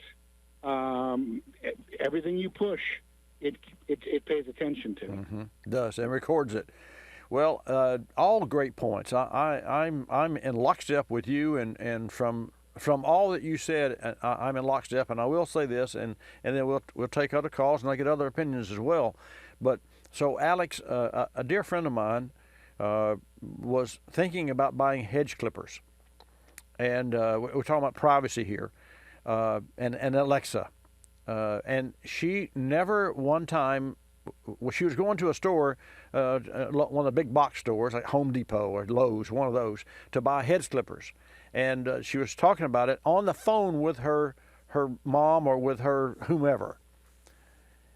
The next day, when she was on her computer, a hedge clipper ad popped up, one of the pop-ups on her computer, and this is the fact, and it really bothered her. So she baited using another vocal in her house, and sure enough, the very item that she thought about or voiced about buying would appear on her computer.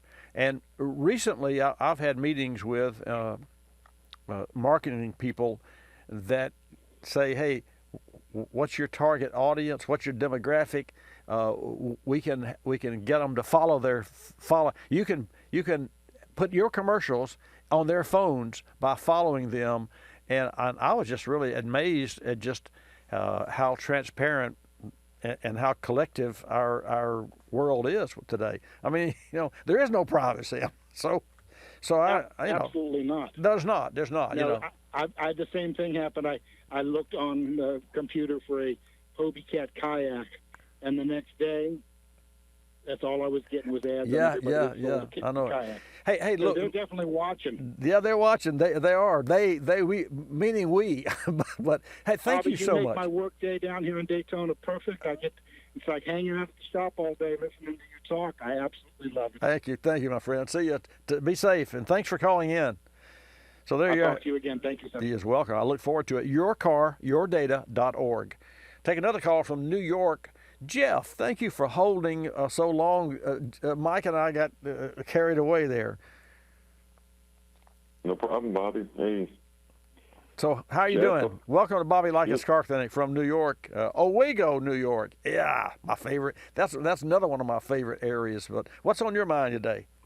Well, I want to thank you directing me about my little car that wouldn't start, my little Plymouth van, and it turns out I believe that it was the battery lug on the starter was wiggly loose. And I went through all those relays. I checked the neutral switch, checked everything I could. Right. And I thought, well, and I guess that's what was happening is it was just loose enough that every now and then it would turn the fuel pump on. And sometimes it wouldn't turn it on. Wow. So I put a starter on it, and that fixed it. And it's been working just fine ever since. So that's a beautiful thing. I'm glad you checked back. We had in our shop a Ford V8. It was an F-150. I forget what year, but it had starter issues. And we checked the battery. Of course, first thing you do is check the battery, right? That's a great battery. It's charging okay, and it was great. But so we checked it, but the starter didn't work, and so from all indications, it's a bad starter. So we put a starter on that car. As best I remember, we put a starter on that car. We may not have, but I know that we still had problems with it. And we checked the voltage, and there was like 5 volts. There was 12.2 at the battery, but there were only 5 volts at the engine.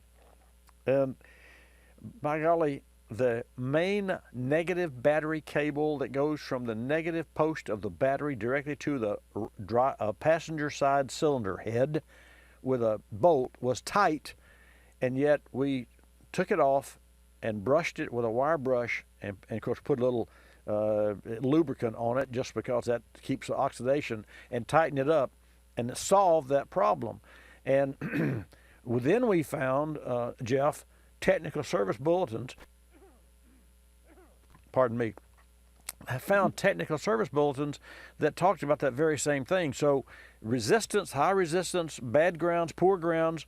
Poor grounds doesn't have to be an open circuit, but a poor ground will give you that. But in your case, you had a post that would, and what's really interesting about that, Jeff, is every time you go to start, and it starts sometimes it wouldn't, and it would be erratic, was because the spark within the post would weld the post in place, and it would work, till the next time. So yeah, that can be really. I'm glad you found it, and I'm glad you called me, and I really appreciate it. Yeah, go ahead. Got one other real quickie for you. Sure. I also talked to you about my '95 F-150, that 6-cylinder 5-speed, and I told you I'd start that thing up, and the RPM was just insane. It would just jump way up there, and you talked about the idle circuit. So I took a little piece of aluminum flashing, and I looked at it, just sized it up and looked at it and poked a hole in it. Put it in there with some silicon sealant both sides, made a little gasket. I love the way that truck starts now. It starts right up. It sounds like it's running about 700 RPM. It doesn't jump up there, 1,000 or 2,000. And I do have a question about since I've narrowed down that passageway by putting in a little restrictor plate. Right. Should that have any additional effect? It runs beautifully, but should that have any additional air fuel mixture? No, because of that in no, there? because that's that. If I understand where you the idle circuit, circuit where you restricted it. Well, of course, there's an idle air controller that controls that circuit. So had you replaced that idle air controller, or did you bypass its function? I left the idle circuit in there, the solenoid and everything, but underneath there, the hole in it was about as big as your thumb. Yeah, right. And so So I narrowed it down, and that's what's made us run. Well, it won't hurt nice. That won't hurt anything. And I did the same thing with a '75 Mercedes that was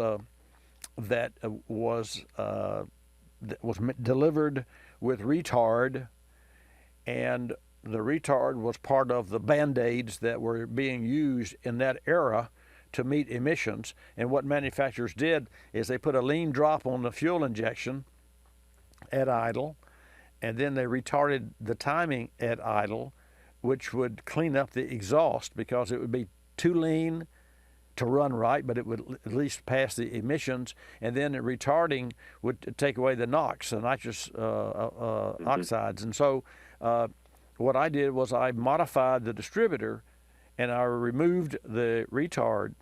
Well, when I did, the vehicle was born with retard, so the fast idle went so fast, like 1800, that because the throttle was at rest, the fuel cut would cut in.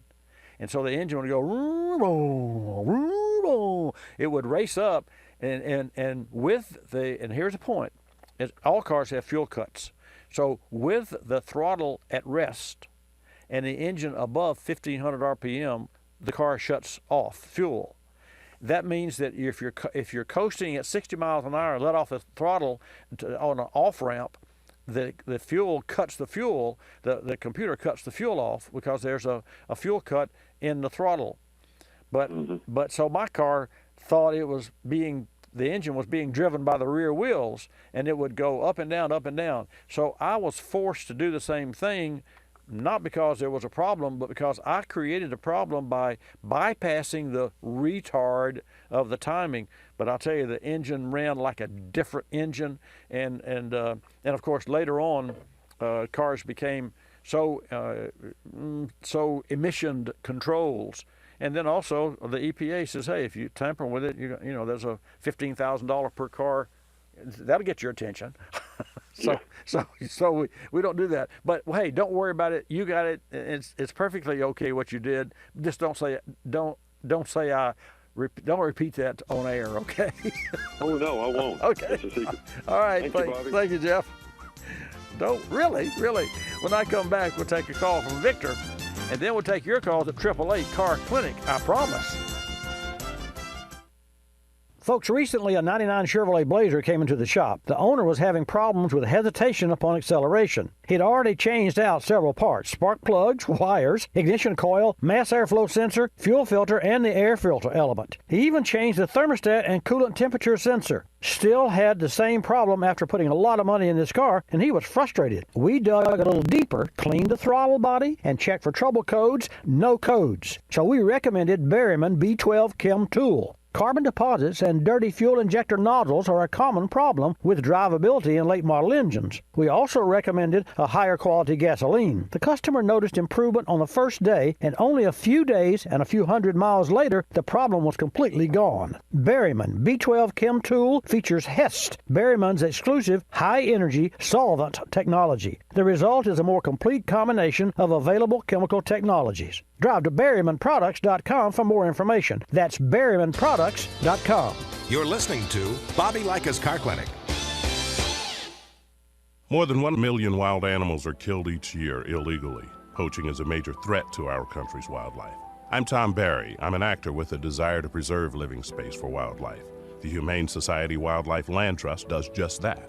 Works with private landowners to protect wildlife, to preserve natural habitats. To learn more or to work with the Humane Society Wildlife Land Trust, call 800-729-SAVE. That's 800-729-SAVE, or visit wildlifelandtrust.org. Thank you. Did you know 26 million Americans have kidney disease and most don't know it? The day I was diagnosed, I didn't know what to do.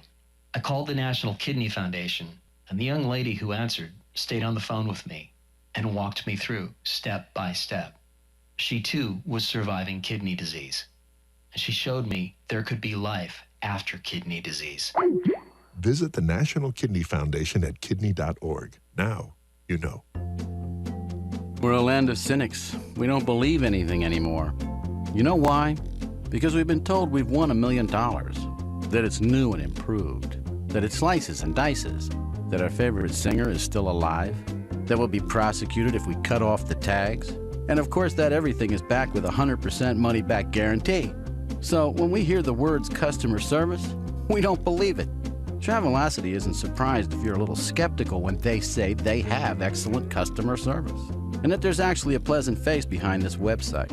A living, breathing person with a supercharged computer full of answers. Someone who's willing to help when you get lost. And most of all, someone that will actually pick up the phone when you call with a question or a concern. Customer service is just another example of how Travelocity puts you in control of travel. Chances are you'll never have to use it, but it's good to know it'll be there if you need it. Travelocity.com. Go virtually anywhere.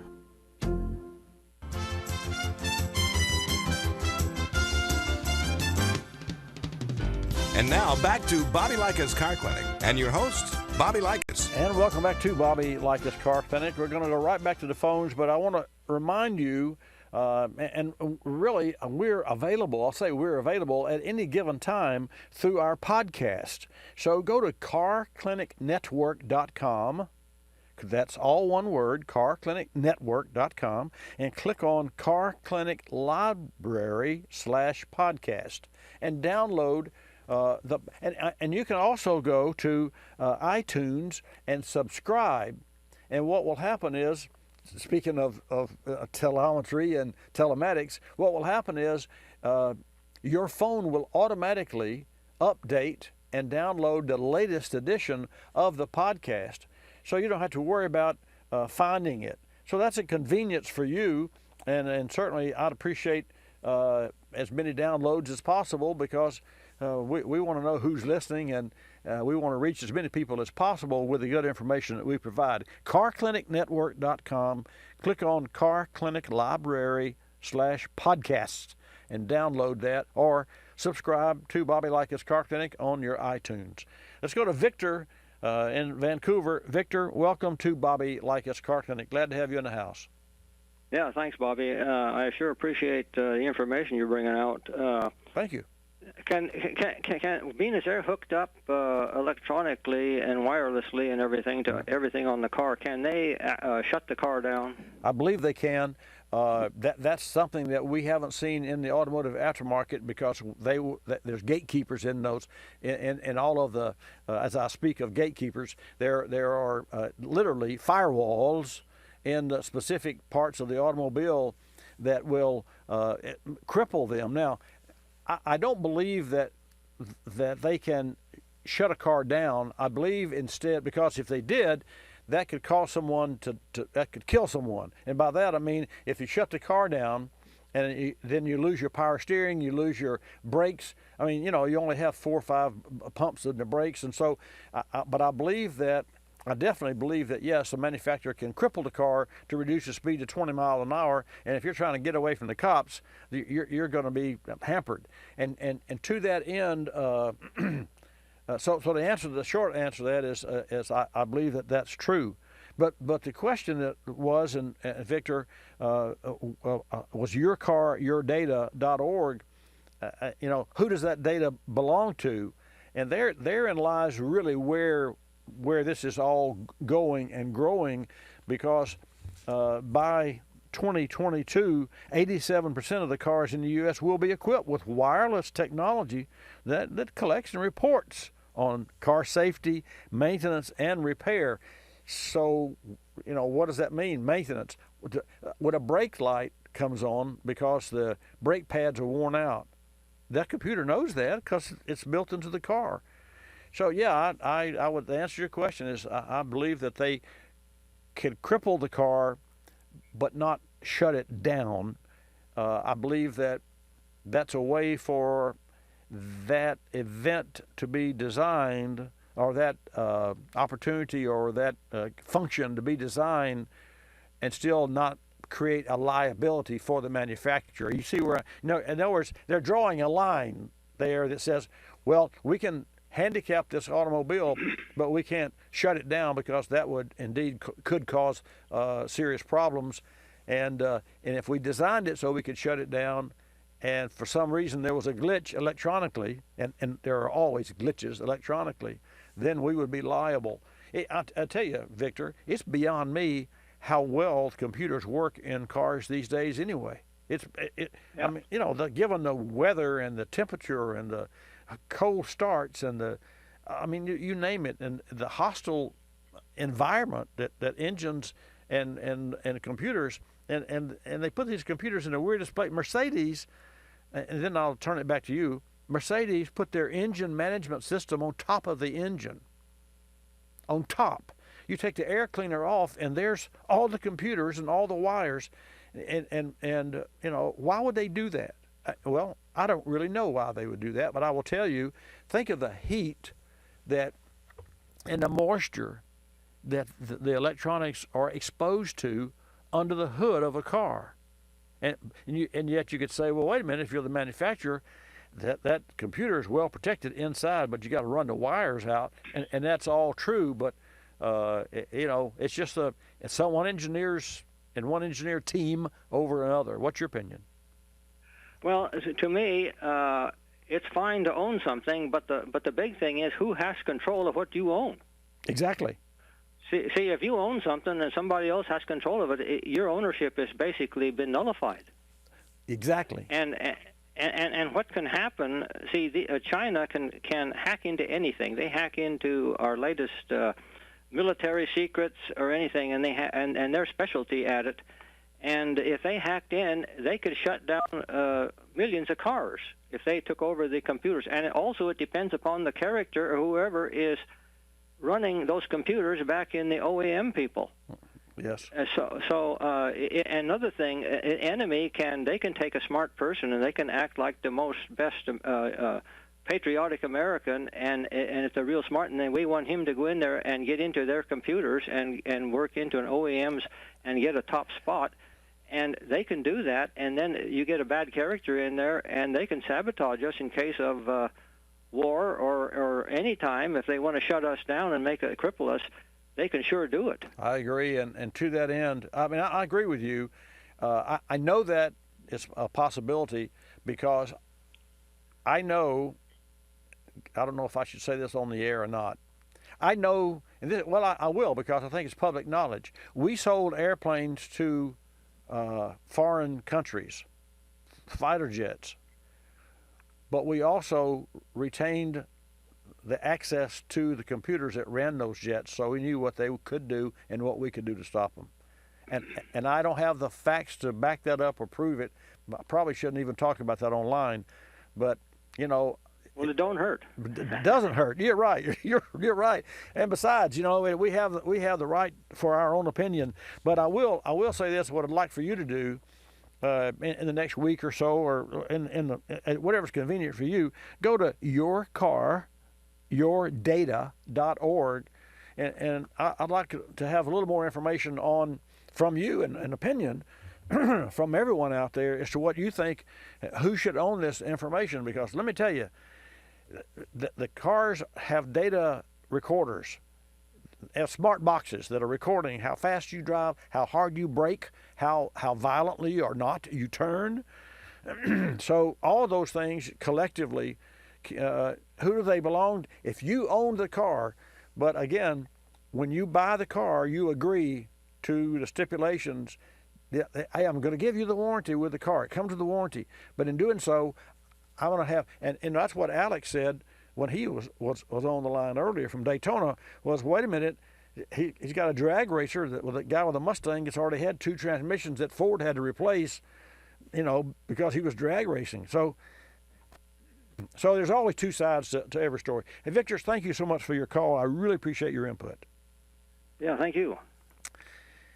Let's go to Pennsylvania from Vancouver. Joe, welcome to Bobby Likis Car Clinic. There you go. You're on the air, Hello? Joe. Yeah, good morning, sir. Oh, okay. Hey, how's it going, Evan? Well, it's going really well. It's kind of a heightened, experience this morning. We start off with, Terry Sabiston from Daytona, and the Daytona 500 this weekend, going as fast as they can go, 204 miles an hour, and now we're talking about, being watched by manufacturers. But anyway, how can I help you today? Thanks for calling. Oh, you are. I got a 1995 Honda Odyssey van, and I've had it over 14 years. I never had anything like this. The engine's an excellent engine, but lately, like I get on it, it bogs down. I'm starting to accelerate, and it'll lose power, and I'll start.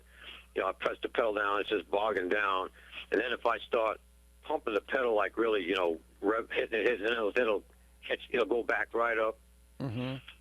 Doesn't do it all the time, but quite often here lately, you just like I say, when I up the RPM, really start getting on the pedal, then it'll all of a sudden like come right out of that bog and just start running normal. So I don't know what's bogging it, what's causing it. Well, let's look at it from a simple standpoint, which you can't do because there's a computer involved. But let's do that. We know that when you open the throttle, you put air in the engine, and we know that the more air that goes in, the more fuel that goes in.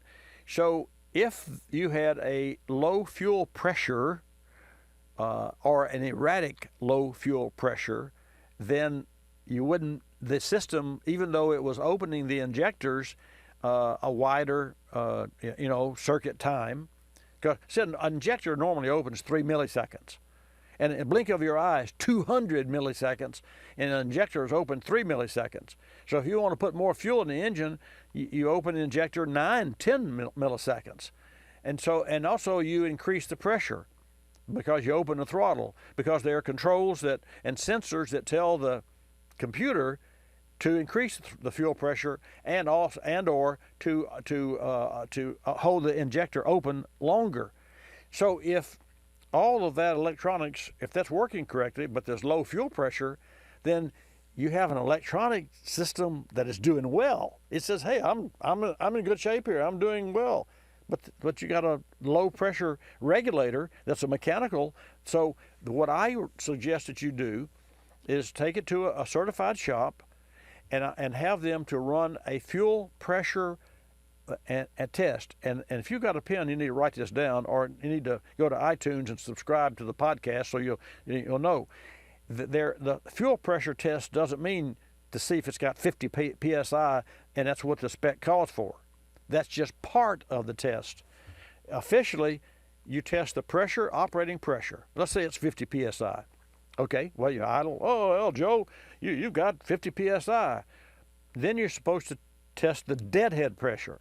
And deadhead means that you restrict the return line so that the pressure regulator is taken over, because the pressure regulator is keeping 50 psi of pressure to the injectors, and whatever above 50 goes back to the tank, because that fuel goes up from the tank and up to the car. In other words, at an idle, at 70 miles an hour, you're running 30 gallons of fuel per hour through the tank, through the pump. Well, at an idle, in an hour, you're running 30 gallons because the same pump runs the same speed.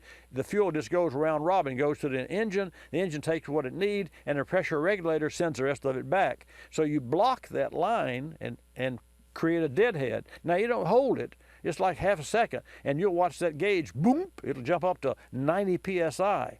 And it'll try to flood the engine because you're pumping too much fuel in there. And, of course, that's a momentary, half second, 3/4 of a second, where you block the return line. That's part of the fuel pressure test. And then you check the volume, because you could have the pressure, but you wouldn't have the volume. You could have that's three. And then fourth part is residual pressure. And residual pressure means that after you got your fuel pressure gauge hooked up, you checked your operating pressure, you checked the deadhead pressure, and then you turn the car off and you watch that gauge, and you should retain 50% of the pressure, operating pressure, for 10-15 minutes. So if you got 50 psi and you turn the key off and the fuel pressure gauge goes boop to zero, then you got a leak somewhere, either an injector leak or what have you. So that it took me longer to after you get the gauges hooked up, it took me longer to tell you how to do it. But that's what I would do first versus throwing a bunch of new parts on this car. Don't do that. Have someone to run a fuel pressure test on it, and then also read the codes. And here's one final to do, Joe: fuel trim. Have a test on the fuel pressure and have them read the fuel trim, which is the history of the air-fuel mixture, and if it's over 10-12%, then they'll know that there's a problem with a vacuum leak or with low pressure or with fuel delivery, and then you'll have the next step, and that'll be the cheapest, inexpensive way for you to determine what the next steps are for repair. You got it? Yeah, pretty much. What you said, a history? You mean there's a history in the computer or Yes, something? sir. Yes, sir. There's a history in all cars, and it tells you, even if the check engine light's never been on, there's a history of fuel trim in that vehicle that gives the technician, it's a medical record like we have our blood pressure. Well, it's a history of the pressures of the car and the fuel trim, because if it's out of a parameter, then something's wrong, and that helps to diagnose the problem. You got it? That even a 95? A 95, yeah? No, not a 95. Well, you're right. Not a 95. It had to be a 96 and up. But it's a possibility. It's a possibility because manufacturers all had to go to the OBD2 in 96, but some of them got an early start. Cadillac was one of them, that a lot of the 95 Cadillacs had an OBD2 computer on them, but they, because the law says by 96, so manufacturers started to implement, because they wouldn't throw away OBD1 computers. They'd use them all up. Hey, got to go. Thank you so much. Okay. Can I give you a quick question still? I just don't have the time. Call me next week earlier. So, folks, that is all the time that we're going to have for today's broadcast. I want to thank Grundy. Bobby Likis Car Clinic is brought to you in part by Grundy Insurance. This is really important. You can protect your prized collector car the right way with a Grundy Agreed Value Insurance. Remember that. Agreed Value Insurance gives you 100% of the value of your car in the event of a total loss. You can learn more at Grundy.com. That's Grundy. Well, I know you know how to spell Grundy, but now for sure you do. Grundy Insurance. Go to Grundy.com for more information. And remember, next week from 10 till noon Eastern Time, let's kick it off again. Bobby Likis Car Clinic. Likis, you'll love us. This is Bobby Likis Car Clinic. Bobby Likis Car Clinic is a copyrighted presentation of Car Clinic Productions Incorporated and may not be reproduced or rebroadcast without the express written approval of Car Clinic Productions Incorporated.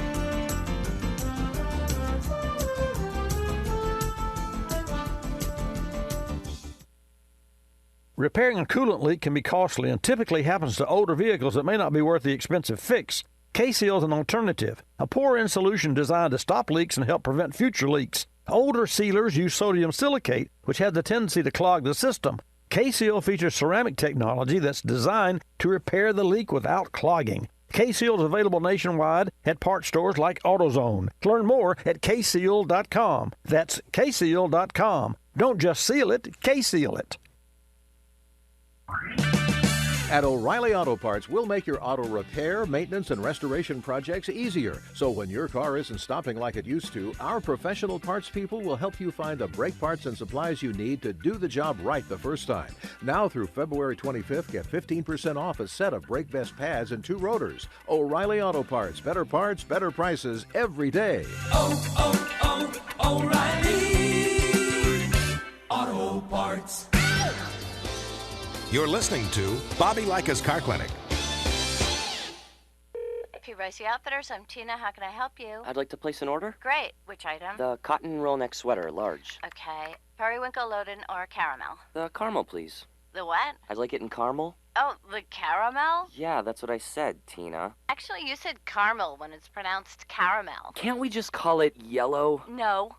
Everyone knows the best part of a Milky Way. They just don't know how to say it. After all, it's our caramel. It's caramel. Ugh, that makes a Milky Way great. You start my morning, you stir in my soul, you warm my heart, make me feel whole. Your aroma calls me, it starts my morning, happy morning, your